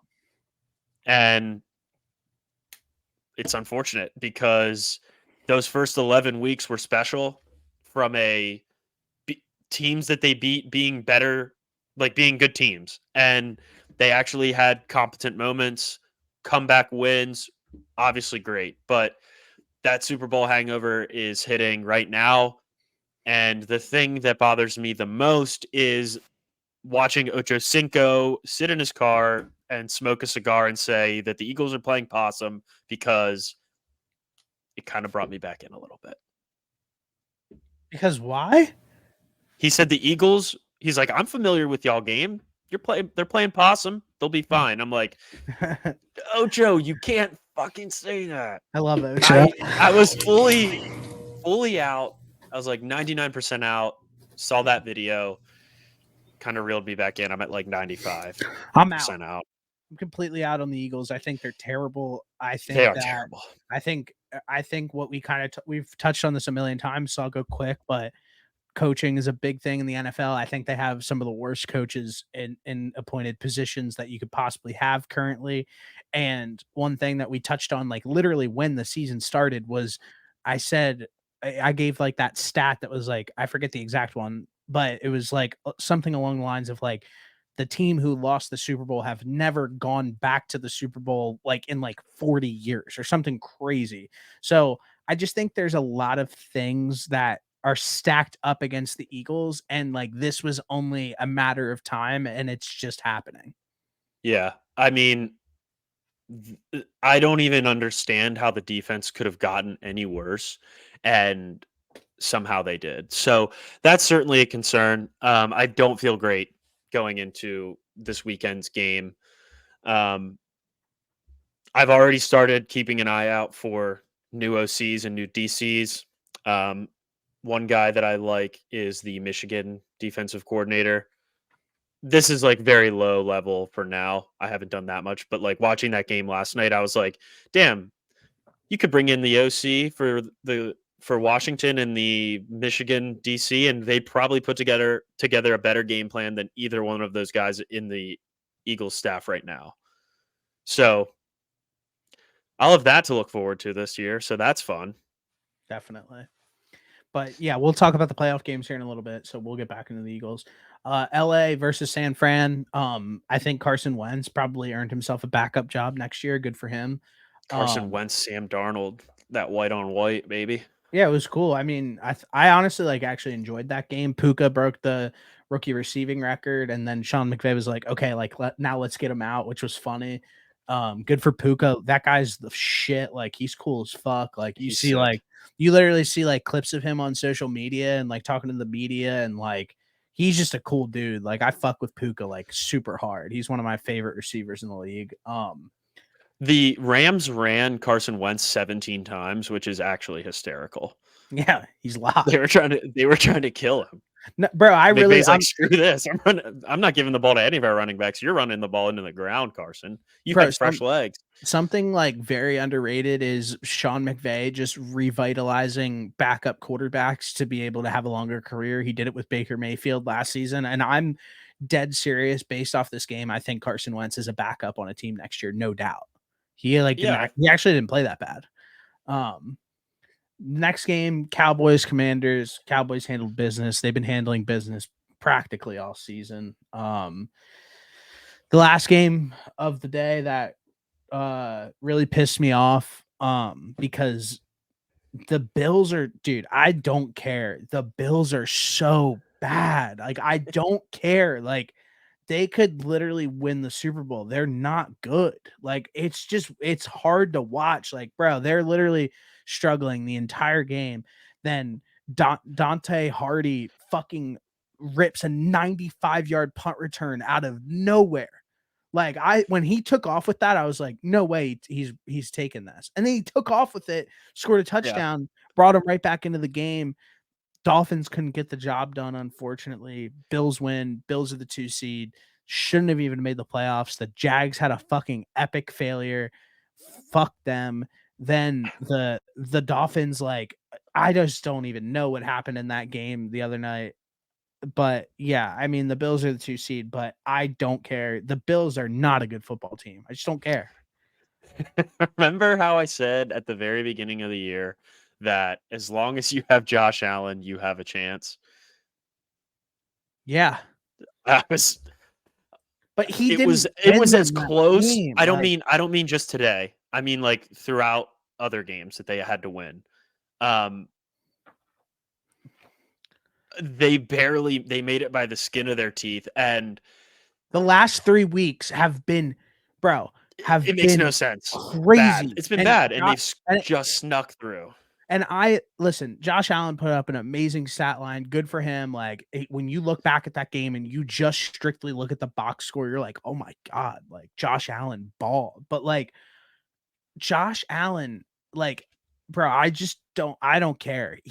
I'll die on this hill if I have to. Like, he just when I watch him on a week to week basis, like he is an absolute liability. He threw 2 very, very bad picks last night. awful. Like, one was like one of the worst throws that I've ever seen. It was completely unnecessary, and he threw a bad pick. Like, I guess what I'm trying to say and I'm trying to get out of this is like, if you have to play this Bills team and Josh Allen in a game, for me personally, and I know that, like, because last night Nick was like, everybody hates on Josh Allen. I'm like, who in the world hates on Josh Allen? The media loves him. Everybody loves Josh Allen.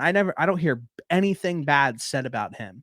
And I just think that, like, there is some real criticism to be had for the way that he plays. And I think that is going to cost them again in the playoffs this year, because when it matters, it seems like the Bills can't get it done. I mean, I think it's the opposite because they did get it done. They needed to win like the rest of these games, and they did, even though it wasn't pretty.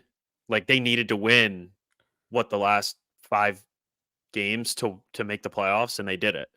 So maybe the Bills are just like really good because they somehow find ways to win week in and week out, even with Josh Allen throwing 2 interceptions every game. Maybe that's it. Maybe the Bills are just really good. Maybe they're the best team in the AFC. I disagree completely. I'm just trying to spin zone it because I don't think they are, but like I think it goes to show that they're a good team if they can still lose the turnover battle every game and still win. If I think Dante that's Hardy if Dante you got to Hardy play. You doesn't rip completed all in 3 that, levels. and they You did, got to. and they did, and I will say that. But like that, what I'm getting at is like Josh Allen isn't personally winning them these games, I which know. is how it is painted and portrayed on a week to week basis. Well, Every yeah, that I said what I said to spin my own agenda because at the Yeah, beginning of the year I was pro. If you have Josh Allen, you're making the playoffs, and I was right. But obviously, there was bumps and bruises along the way for Josh Allen. But here we are, and listen, when it matters, we'll see. Listen, they play the Steelers worst team that you could possibly play in the with playoffs. no TJ Watt. So good for them. They're going to get a playoff win this year, which is great. But when they play a team, when it actually matters, let's see if they can get it done. That's all I want to see, because the last few years when they make it to the playoffs and it's on the line and they have to win the big game, they can't do it. So we'll see this year. Like I said, I wish they had a little bit harder of a matchup here in the first round, but good for them. They're going to win a game against the Steelers. So they'll go Steelers. They're again, and then they play the second lowest seed. I would imagine that's how it works, right? I don't know. So I think the Ravens, since they're the 1 seed, they play the lowest seed winner. All right. So Well, let's we get can into the break it down playoff. later. Let's get into the playoff matchups. You want to get into it now, or you want to do a full other episode of playoffs? We're already at an hour and a half. I'm good. I mean, it's up to you. Like I'm fine with it too. I just don't know if we want to be on here for 3 hours straight. We might have to be. Okay. Like, all right. Like it's just not up to us. You're right. It's up to the game. It's just not up to us, honestly. All right. So wild card weekend. I'm not gonna pull up FanDuel this time. I'm just gonna keep it up with us right here. Okay. The first game that I kind of want to completely preview is the first game on the slate, and that's the Browns and the Texans. Currently, the line sits at -2.5. The Browns are on the road in Houston, and the over/under sits at 44.5. So a few weeks ago, I pretty much said, "Man, the Browns story is great," and it's good that they made the playoffs, but their injuries over the course of the season have been extremely difficult. Chick Nub, they lost to Deshaun Watson. They lost Grant Delpit. They lost some guys on the defensive line, and they lost one of their best O linemen. With that being said, I think that this is the game that it catches up to them. And I'm calling my shot that the Houston Texans will upset the Browns because of those injuries. I think that it finally gets caught up to them. I know that the Browns have an elite defense. I know that the Texans have injury concerns of their own at the wide receiver position, just losing Tank Dell. From the looks of it, they've been pretty fine and they've been doing their thing. So I always kind of look at these playoff teams, and I'm not saying that the Texans are going to go on a run and go to the Super Bowl, but it seems like one of these games always kind of get a little funky. And I'm trying to figure out which one that is. And I remember 3 years ago, 2 years ago uh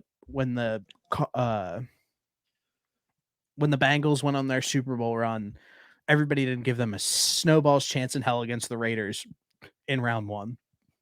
That's kind of how I'm feeling right now about this Houston Texans team, like the nobody believes in us team. I remember literally last night on TV, they were like, it was somebody on Pat McAfee's thing. They were like, "You guys don't have a chance against the Browns." He's like, "You don't think we have a chance?" CJ Stroud. It was Yeah, CJ Stroud and then one of the other guys from Pat's team. Yeah, yeah, and I he saw was like, this. "You don't think we have a chance?" Like, okay, bet.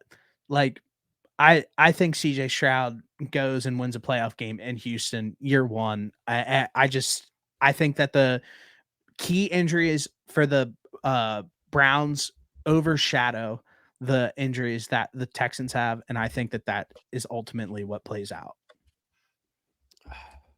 See, if there had to be a game where, like, I love the Texans. I love CJ Stroud. I think he's really fun to watch.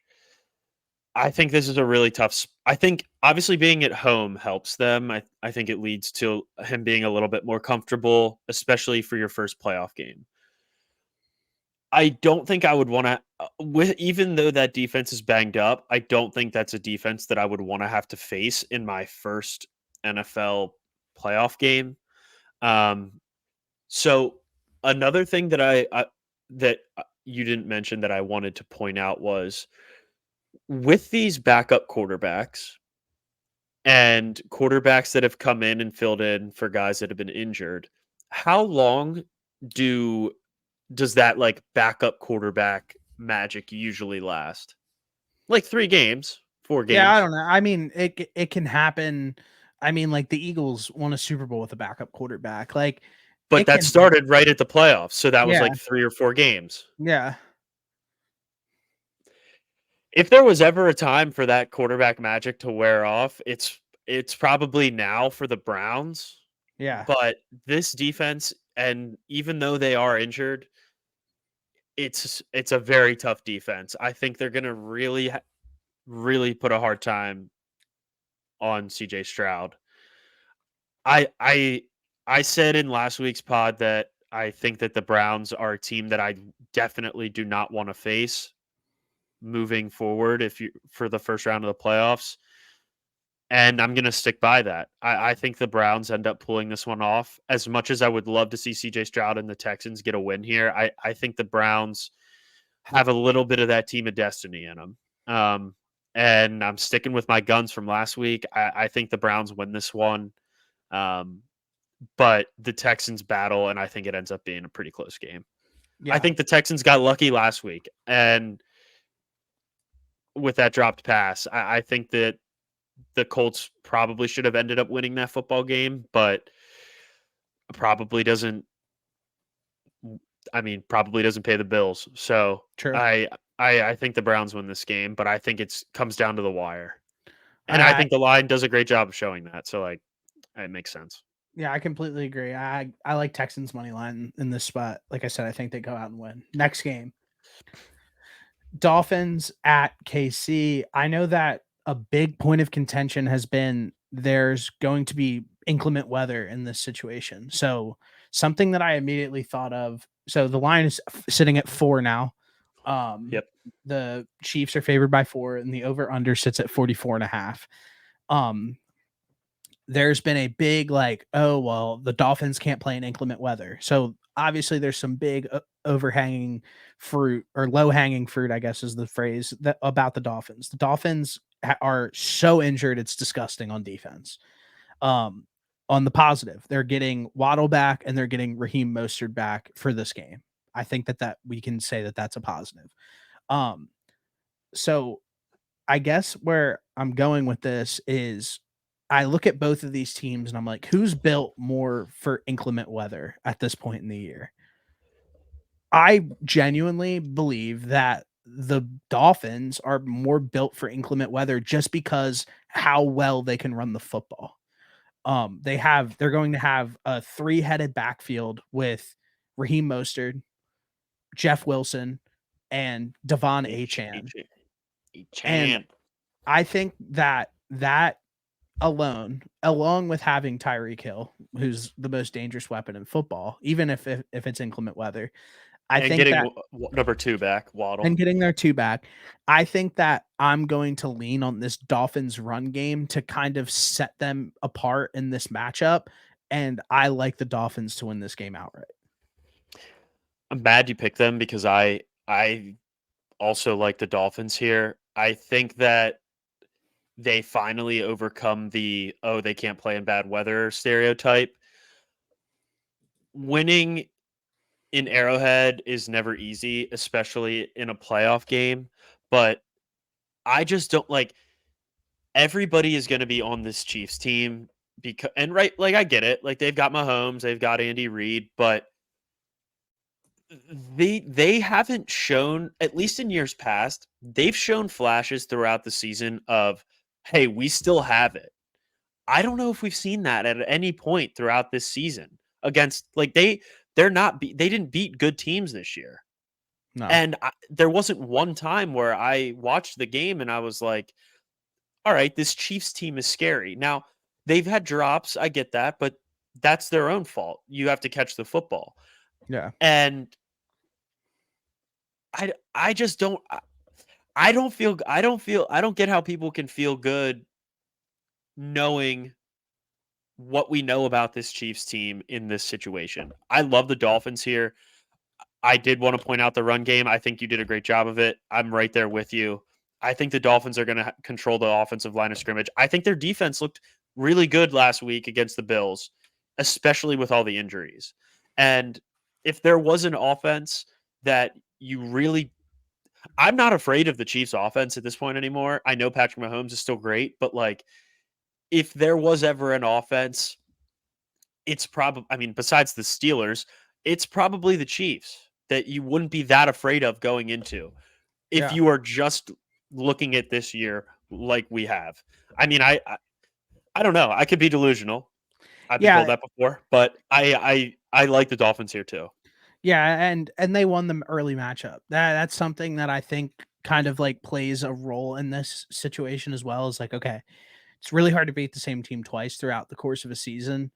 And I think that the Dolphins can go and get it done. So, yeah, Dolphins money line in this situation. I think the line is going to continue to go towards the Chiefs because bro, like you there's going to be a narrative. Dolphins can't win a big game. Okay, whatever. Blah blah blah. Oh, the Whatever. Chiefs are going to turn it on. They've got Andy. We're all over it. The Chiefs are gonna turn it on, and bro, like, I'm telling you that, like, casuals that watch football right now, like, every week, bro, like, I will get a text from people who, like, throw parlays in with, like, Patrick Mahomes and, like, Kelsey to have 100 yards and 2 touchdowns. Like, bro, like, people think that this is still the same team from last season, like, they do, and I think that, like, there is a lot of casual people that are going to be watching this game and who back the Chiefs, and I think that they let down at home.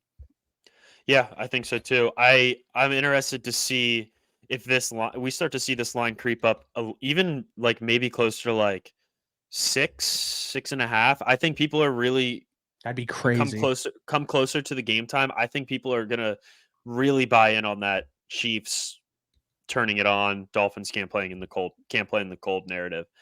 Yeah. So honestly, keep a lookout, everybody, for that line to grow larger. And when the weather starts to come out, like later on in the week, like I think the Dolphins are a no brainer value play. Even if they don't win the game outright, if that line starts to get to 6, like they're not winning, they're not losing that game by more than 6 points. The Chiefs just don't beat teams like that. What is oh dang it. Arrowhead Stadium. What is the weather projected to be? Like 0 degrees? And like I don't know. I think it's supposed to like rain or something like So I got it right here. It's supposed to be a high of 1 degree and a low of -7. Oof, cold. That's cold, maybe. That's cold. Okay. I will say, how does it get colder, like, in Missouri than, like, Pennsylvania? Like, we haven't had any Global climate change. global swarming. Global climate change. Like you just like that's the answer. Like Okay. honestly. Alright. Next game. Pittsburgh Steelers versus the Bills. Man, unfortunately, like this is a game where the Steelers are going to go on the road to against the Bills, and I would usually say the Bills shouldn't be favored by this much over anybody. I think the Bills probably lay it on them at home, make a point, and have everybody really excited going into the next week. I have a theory as to what's gonna happen. I think they already announced TJ Watt isn't playing, right?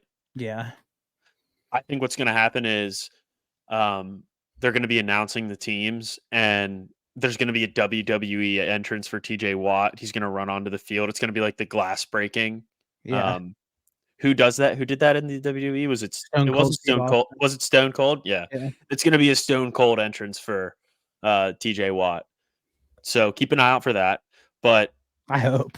that'd be sick. But yeah, I don't this is unfortunate if you're a Steelers fan, because I would say if you had TJ Watt in this scenario, I would feel significantly better about going in and winning this football game, or even just keeping it close. I still think 10 points is still a little high. My I heart don't says that. My heart, my like, what I want to say is that, like, be like, that's entirely too many points. That's ridiculous. Like, I want to say that, but like, it just feels like this is a spot where the Bills can just like lay it on them. Like, they make up 21-0 quick. I don't know. I would have loved to see TJ Watt in this game, Me too. but can't get what we want. I still think 10's too high. So you're I taking Steelers plus I 10? would I would lean Steelers plus 10 here. The Bills just haven't Wow. looked good enough to beat anybody by 10 points within the last 5 weeks. That's a good point. Hey, listen, it's a good point. They almost lost to the Chargers with Eason's stick. They almost lost to the Patriots. Like, you're probably right. Can't wait for the Bills to win by 25. Next game, Packers at Dallas, plus 7.5.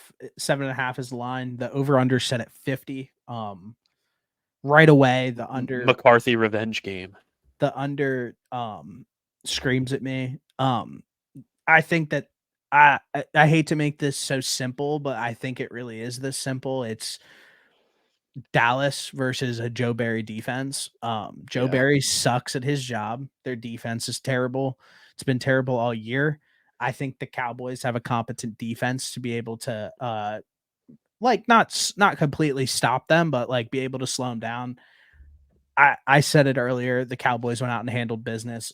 I just think that this is a spot where they handle business again. I think that they got blessed with this matchup, having to face a Joe Barry defense.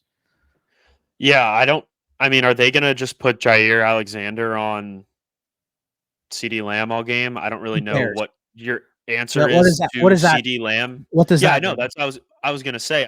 Jair I don't Alexander plays once a I don't month. I don't know what your answer to CD Lamb is if you're the Packers at this point. I mean, CD Lamb's playing at a absolutely different level right now. Um, at this point, I would pretty much take.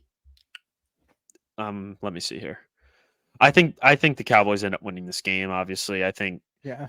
they probably. I think it's probably a 10-point win for them. I don't know how the Packers end up stopping this Cowboys offense. I think realistically the only way the Cowboys don't win this game is if they end up beating themselves. I just don't think the Packers have enough on offense to keep up with the Cowboys. I'm trying to find CD Lamb receiving yards. His line's already at 100.5. So, I mean, this guy's been going off, and Who has been? CD. He has been, and bro, honestly, the Cowboys are just really good. They Like, are. I Yeah, think it's like they're good. under. It's getting to the point now where it's like underrated how how like little the Cowboys are talked about. They're really fucking good. And Dak's playing at an MVP level. He probably should have won the MVP this year, all jokes aside. Um, yeah, that's all I have to say. I think the Cowboys handle business. I really do think that I think the Cowboys represent the NFC in the Super Bowl this year. Um, they're really good. So I think the Cowboys handle business against the Packers in the wild card. I wouldn't go that far yet. Um, I think they're really good, but we saw them get put up 20 points against the Lions defense that wasn't good last week or 2 weeks ago. So I would easy on that. I think they're really really good though, no doubt. Yeah, I think they. But either way, I think they handle business. I think CeeDee Lamb continues to go off. I mean, I just don't think the Packers are the Packers. This exceeded Packers' expectations too. I think them making this playoff game. Yeah, I think so too. Um, yeah, I mean, we take the Lions pretty seriously as a team that could probably go and make it to the Super Bowl. I know I do. So putting up 20 against them, I wouldn't say is that crazy. Ultimately, they won that game. Next game, the LA Rams at Detroit. Obviously, this is a game that everybody wanted to happen because Matt Stafford gets to go back to Detroit. Blah blah blah. Um, I guess first thing that I think of here is like, which coach do you trust more? Do you trust Dan Campbell or do you trust Sean McVay more? I'd probably lean Sean McVay. I mean, I don't even have to think about that. So the line's at 3 in favor of Detroit, obviously, and the over under set at 51.5. I think that soars over immediately.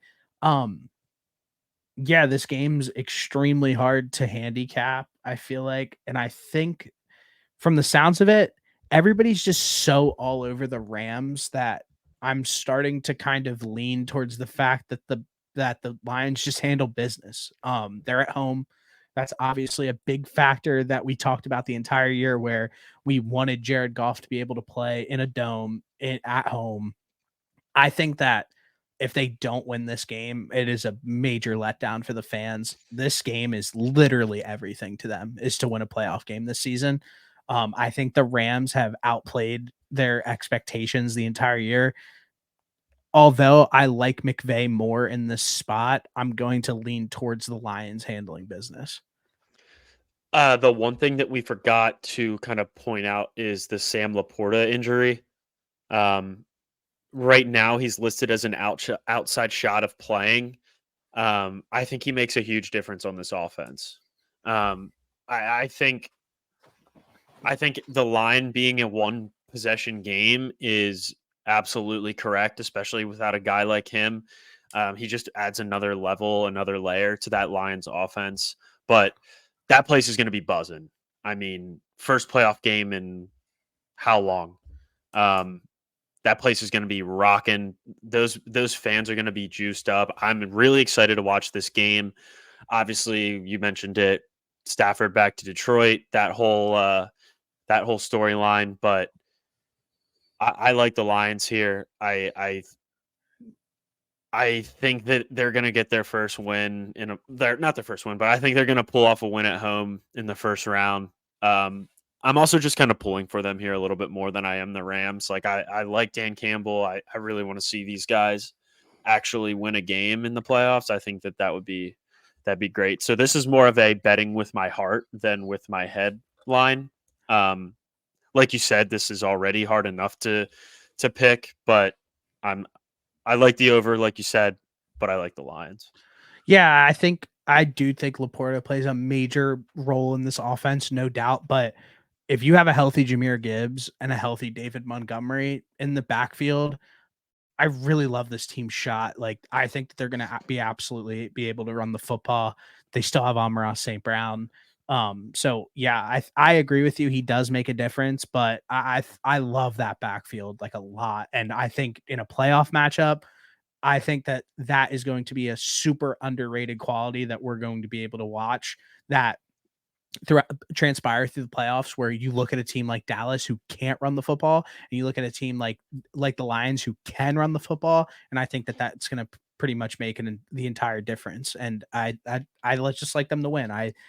I would hate to see them lose to the Rams. Yeah, I agree. Apparently this game is the first matchup in NFL history between starting quarterbacks who are both facing their former team. That's cool. Yeah, so plenty of storylines here. I think this game's going to be great. Um, I love that it's at night too. Yeah, I think it's going to be an amazing game. And I know that like the whole angle kind of gotten brought up where like Raheem Morris and Sean McVay, like McVay has like been under the hood with Goff. I think Bill Simmons said that. Like it's just like I get that aspect of it, but it's kind of what I was saying earlier. We're not asked if we got to ask Jared Goff to go out there and throw 35 times and win you the football game, you're probably in a bad spot to begin with. If you're asking him to be a competent quarterback and be a game manager and win the football game, you're in a good spot. You have a good run game. Can your defense do enough? And can Jared Goff do enough? I think the answer is yes. Yes, Last sir. game. I want to say one thing before we dive into this. I hate that this game's on Monday night. Yeah. I wish it was on Sunday. I wish At one. or Saturday. At one. Not at one. I think that this is the least deserving primetime matchup ever. Personally. 100%. The Um, Eagles are not fun to watch. I I really am going to just I think it's this simple. The Eagles are really, really bad. They're Yeah. awful. Let's not overthink it. Like, there's nothing to overthink in this matchup at all. Like, the Eagles fucking blow. Don't sit here and talk yourself into them being well, this, that, and the third, and like blah blah blah. Like, no, it doesn't. If AJ Brown plays, whatever, if fucking prime Terrell Owens comes back and plays, I don't care. This team is The that. only person that would make a difference coming back would be Brian Dawkins. I was gonna say that. That's crazy. I just think that, like I said, I think that everybody each week have been sitting around being like, well, the Eagles will figure it out this week. The Eagles will get it done this week. The Eagles will do this. The Eagles will do that. And every single week they've let down. And I think that it's going to be the first round of the playoffs. Everybody's going to be like, well, the Eagles aren't going to lose to the Bucks. The Bucks just put up 9 points to the Panthers. Let's not overthink it. The Bucks are going to win this game outright. Eagles on the road. Sirianni gets fired. Jalen Hurts is going to become that guy who sets up his tripod at Target and dances in front of his. You've had that ready to go, you fucking dick. And so, like, I think the Eagles are dead in the water.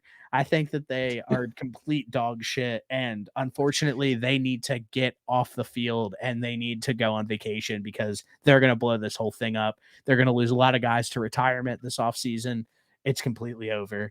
The Eagles died to the Buccaneers at Raymond James Stadium, and Stephen Shea will live again. Fuck Stephen Shea. Yeah, everything is pretty much pointing to the Buccaneers. It's at home for them. Although they did have a stinker last week, they still have been playing much better football than the Eagles. The Eagles can't do anything on either side of the football. I just can't. I can't bet against my team. I'm throwing the hard hat back on. The Eagles are going to go down there. They're going to go down to Tampa and they're going to run the ball. No, they're not. They're going to run the ball right down the throats of the Tampa Bay Buccaneers, and the Eagles are going to win this football game. Man, listen, honestly, at this point, I like the Eagles. My dad's an Eagles fan. I would claim to be an Eagles fan as well.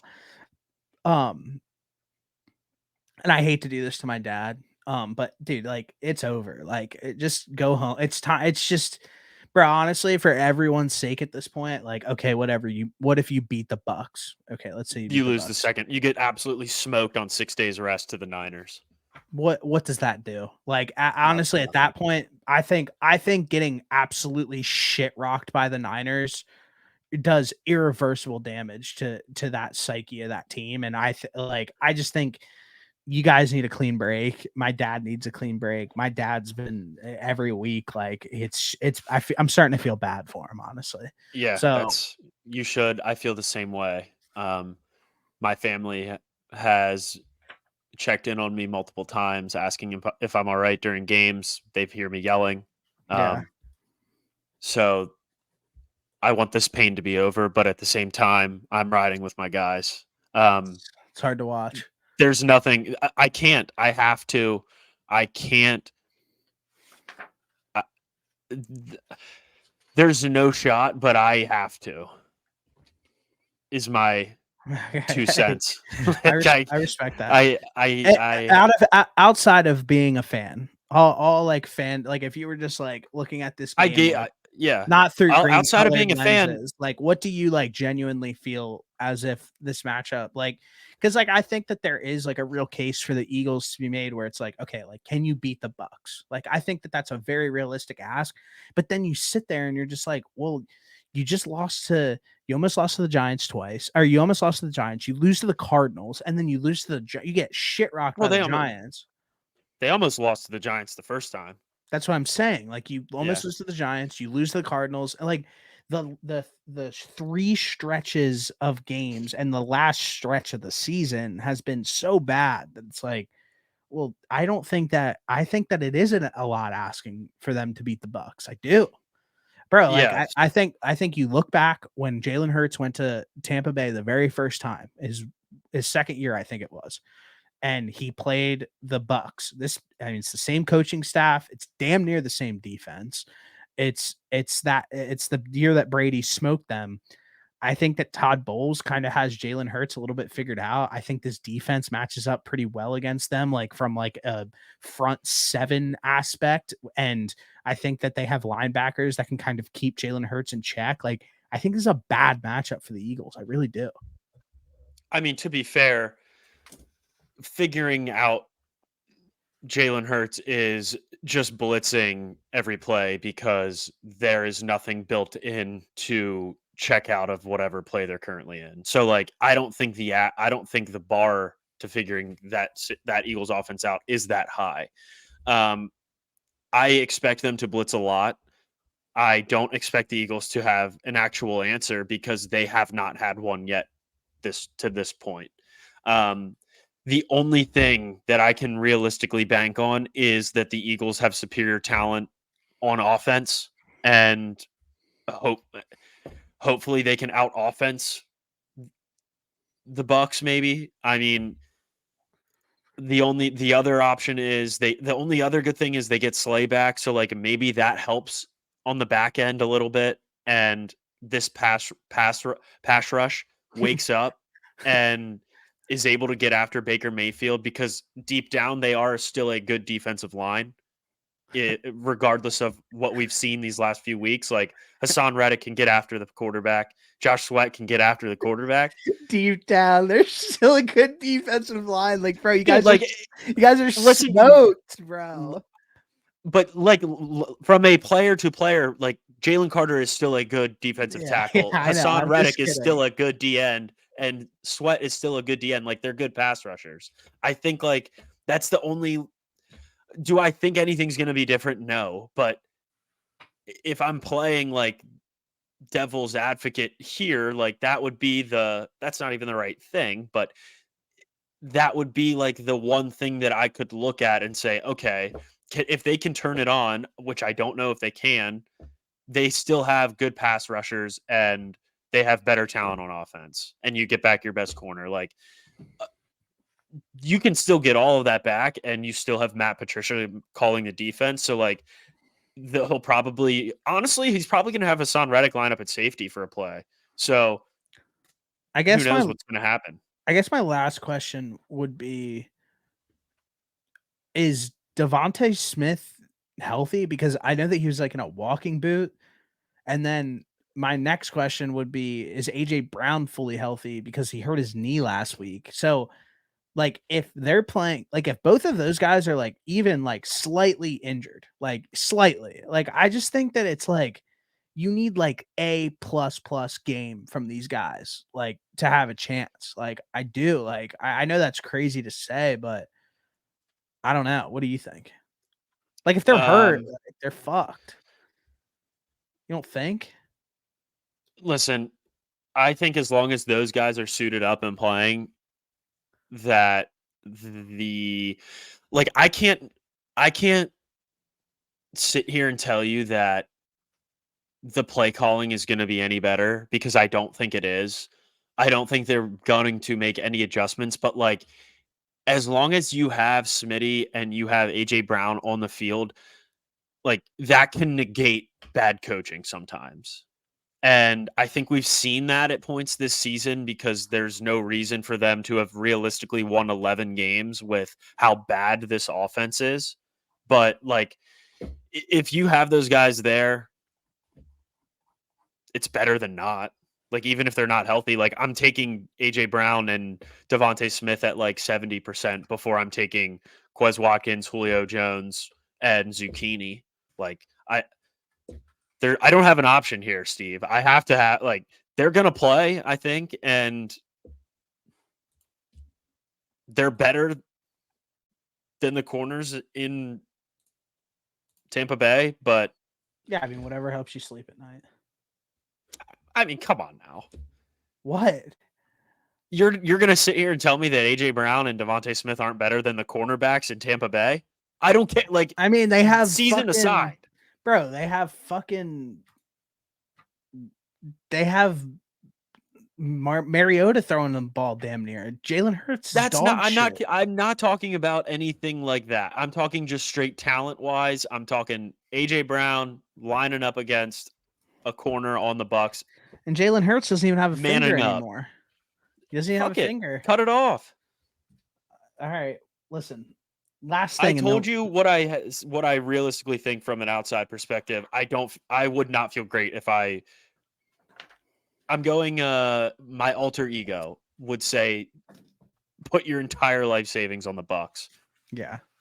I'm with you. All right, before we get into our top 3 2023 moments, I wanted to just give a official top 10 of the NFL draft standings. We don't have to go into it, but 1, Chicago.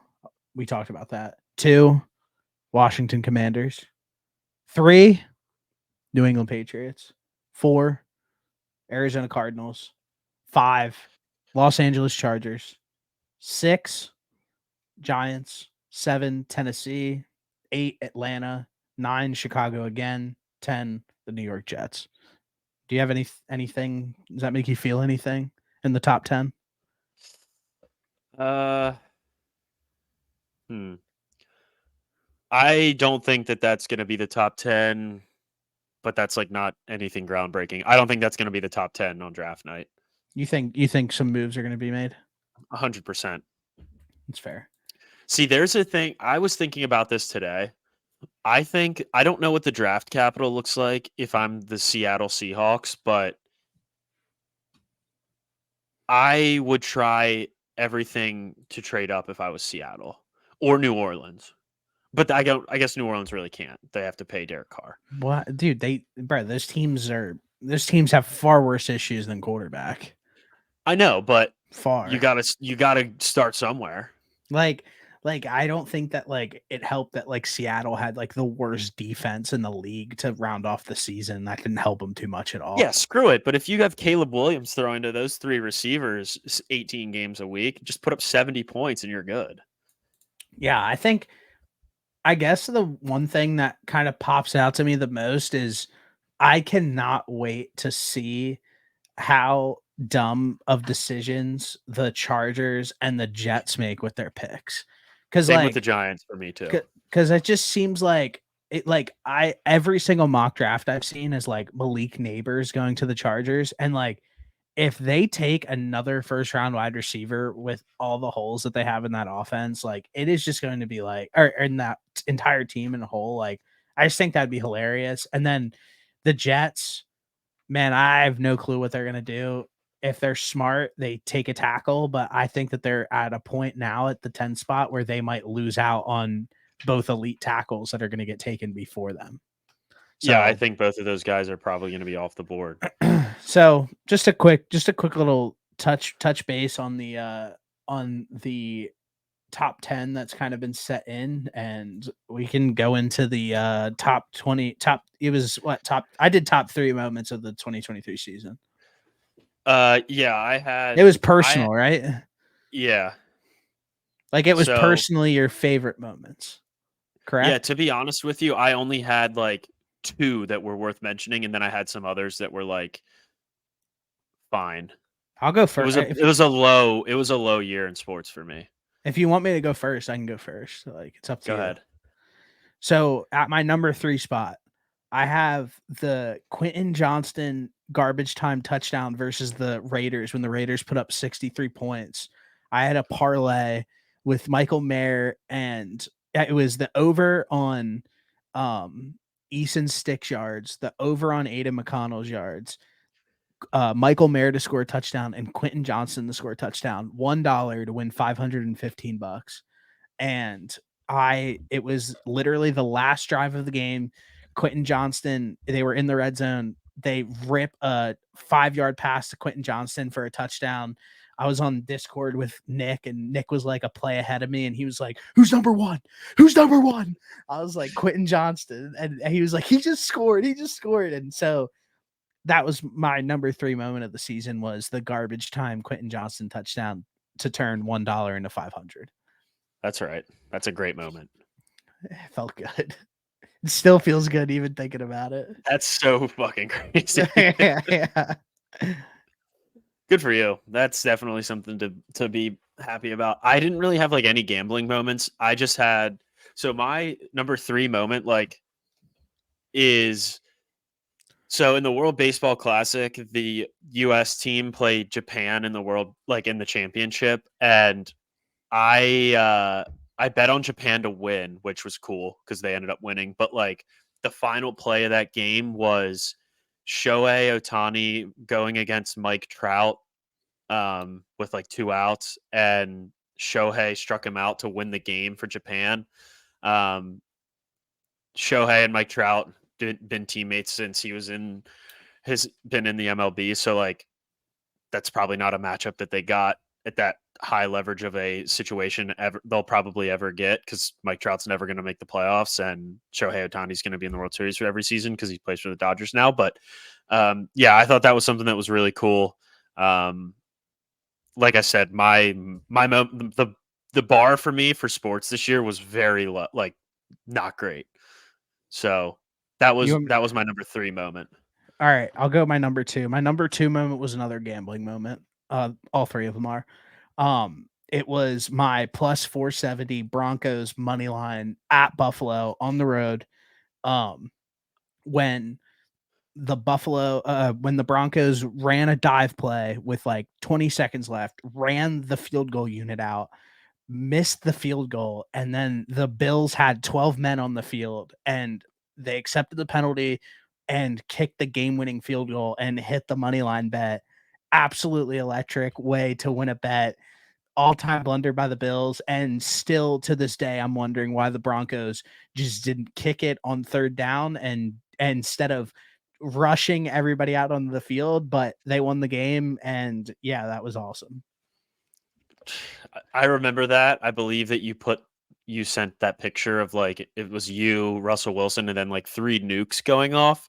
Yeah, Is your like nuclear whale parlay or whatever? yeah. Nuclear whale play. So you betting on the Broncos finally paid off. So good for you.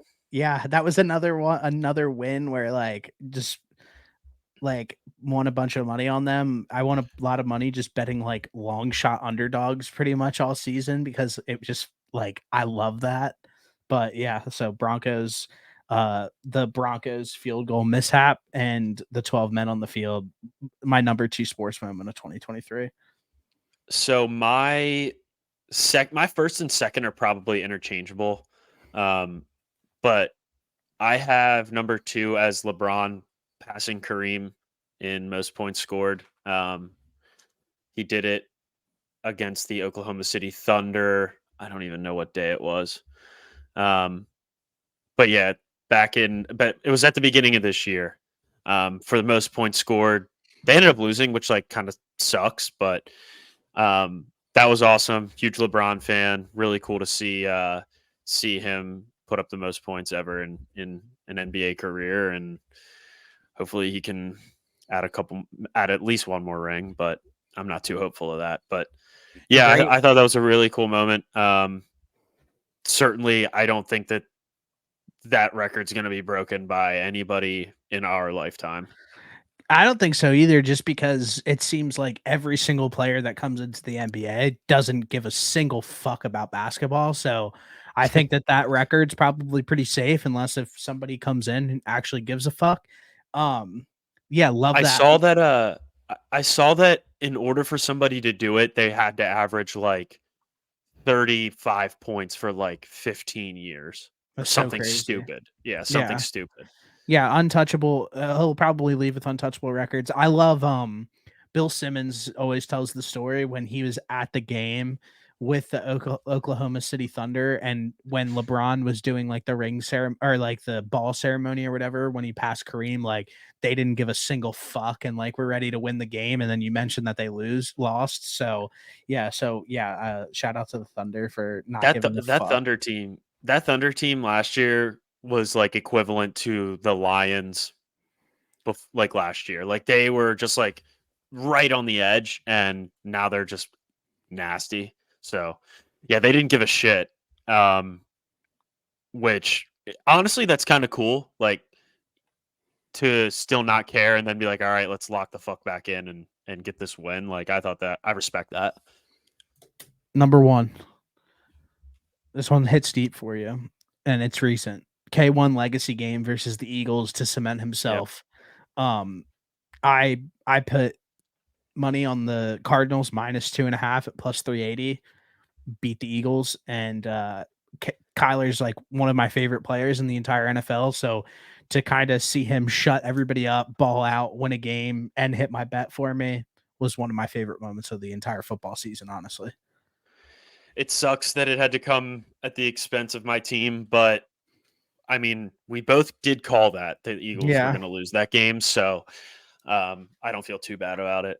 Um, I'm glad you won your money. That's especially since it's the guy that you like and a team that you like. You're a Cardinals fan for sure. I've just been like I guess like it just starts like I mean, I'm like a big player, like I'm like a new age fan where like I like players obviously. So like it's the same shit in the NBA. Like LeBron went to the Heat, I like the Heat. He went to the Cavs, Yep. I like the Cavs. He went to the Lakers, he liked the Lakers. I have all the jerseys. Like same Yep. thing with when Randy Moss was in the league. Any team that Randy Moss went to, it was my favorite player.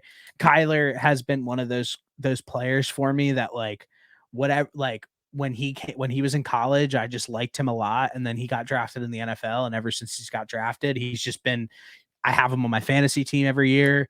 He's lost me matchups. He won me a championship this year. Like so obviously like Kyler has just been when you win a championship with somebody, it runs deeper than just being a fan. It's just it's a special connection that we have. And yeah, Kyler Murray's my guy.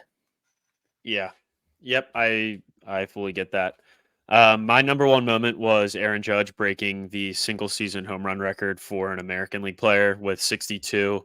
Um, did it against the Rangers. Um, That was an yeah, event. it was It an was on event. It was TV. awesome. It was always on TV. Like you never really see baseball be pushed that hard, it feels like. And it seemed like that was a very big event that like it kind of had everybody like watching. Yeah, I think that there was moments where college football was still going on and they would pan to like the smaller screen of Aaron Judge's at bats during games. Um, which I don't know the last time that I've seen anything like that. Um, yeah, that was wild. Last person to do it was Roger Maris was 61, I believe, or 60, 61. Yeah. Really cool that one of my favorite players was able to do that. Hopefully the Yankees can end up making the playoffs this year, though. That would be nice. But I can get into that. We can get into that later if we want to go on a baseball rant. Honestly, I want to change my number one. All right. Um Me coming out and winning my first fantasy championship. Was very I surprised to hear that that wasn't even in the top three. Yeah, I mean was just looking back on it, like I played fantasy this year like the rent was fucking due. Like Yeah. every week I was just so dialed in on the trade market, um, getting deals done. Even before the wheel got set, I knew who I wanted to take. I knew I wanted Amon-Ra St. Brown. I had the 5th overall pick. I traded back to the 9th, traded up in the 2nd. Like I was so fucking dialed in all season from the second I saw my name at that number 5 spot. Played fantasy like the rent was due the entire year. Feels good. Brought home my first championship when the odds were against me. Everybody the entire season was talking shit, and I came out on top, and I did it in dominant fashion. I won every single game. I scored the most points. I mean, it just wasn't even close. I absolutely dominated, and that pretty much means that I'm going to be absolutely fucked next season because nobody's going to want to do a single trade with me. I was just gonna say, you know what? You got to do it again. You got to go back to back. I listen. What it The starts great with, ones do. The great ones the do. great ones do, and what it starts with, honestly, at the end of the day, is you can draft good talent at the top, and I think that like Christian McCaffrey ended up being in 50% of the lineups for the final, something crazy. Like 50. It was like 57%. yeah, like he obviously carried, but what it came down to, honestly, was drafting a deep team. Like Yeah. I got Raheem Mostert, I got Puka Nakua, we drafted Tank Dell. So there were some guys that we felt like were undervalued, and me and my guys worked on it all off season and mocks and projecting what would happen, and we got those guys late, and then what we were able to do is leverage those guys that we took in the late round and get premier talent. Like we were able to land a Christian McCaffrey, we were able to land a Justin Jefferson. So when things mattered most, obviously we went and did our thing, and waiver wire is always a very important thing. That's where I got Puka Nakua. That's where I got Trey McBride. Trey McBride ended up being one of the best fantasy tight ends to close out the season. So yeah, I mean, maybe next year we'll touch a little bit more on fantasy during the off season, but yeah, I'm dialed in. You have to go 10 times harder now. Oh, I'm hungry. I'm hungrier than The ever. I'm looking forward to the fantasy off. I'm looking forward to fantasy in the off season. I'm looking forward to the draft. Um, just, I mean, I'm not going to wish away these weeks because we still got such good football left, but there's definitely a lot to look forward to too. I said this to Andrew and I said it to Nick. And Nick was like, "Why?" And I like the off season more than the football season. Honestly, I just think it's a little bit more entertaining. There's so many moving parts. There's so much to do. There's so many players moving. There's so many coaches moving. Like there's just so much that goes into these operations to pump out a quality season, that getting to kind of look at the overview of it, like from the off season until when the season starts, I just find extremely interesting.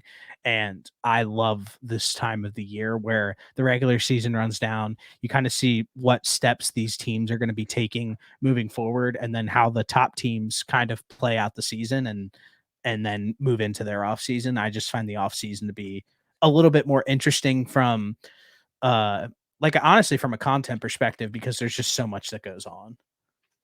I think the off season leads for interesting stuff because there's almost anything can happen. Like you Yeah. can make up scenarios and until things are set in Yeah, yeah. stone, like Yeah, it's just like whatever. shit, like Bill Belichick, we could literally start pushing the narrative that Bill Belichick's gonna go co-head coach Alabama.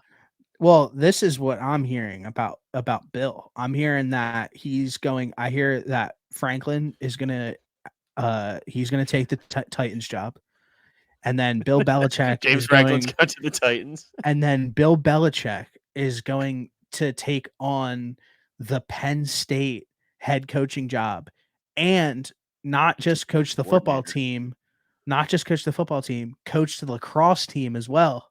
And Nice. then Bill Belichick is going to bring on Adam Brenneman as an offensive coordinator for the Penn State Nittany Lions. That was a real video that Adam made, by the way. You're kidding. No, that was a real video that Adam put out on his social media. I'll have to find So it and send it funny. to you. But Honestly, yeah, that's amazing. I know that it was serious too, but if he would have posted that as like as a bit, all time, all time funny bit. All all time. time. Oh man. I'm gonna give him credit that it was a bit because it's Yeah. funnier that way. It was a funny ass video. I remember I commented on it, was like, what the hell is this? And he called me and was like dying laughing. And I was like, there's no comedic undertones in this video at all. You're literally dead fucking serious. Like Oh my god, that's amazing. yeah, it was an all-time video, but yeah, I Oh mean, gosh, hey, that's so obviously a little bit longer of an episode. If you made it this far, thank you for tuning in. Thank you for listening. I you're a real appreciate one. it. You're a real one. I'm gonna pump out like probably 2 clips, 2 shorter videos out of this and put it out as long as the long one. So that's kind of what I was texting you about earlier. But if you have anything else that you want to talk about, we can talk about. But I'm pretty much good. I think I'm gonna make one for like kind of what I thought about the game last night, and I'll send it over to you. And if you want to put it up, that would be great. Sounds great. All right, awesome. See ya. All right, go Birds.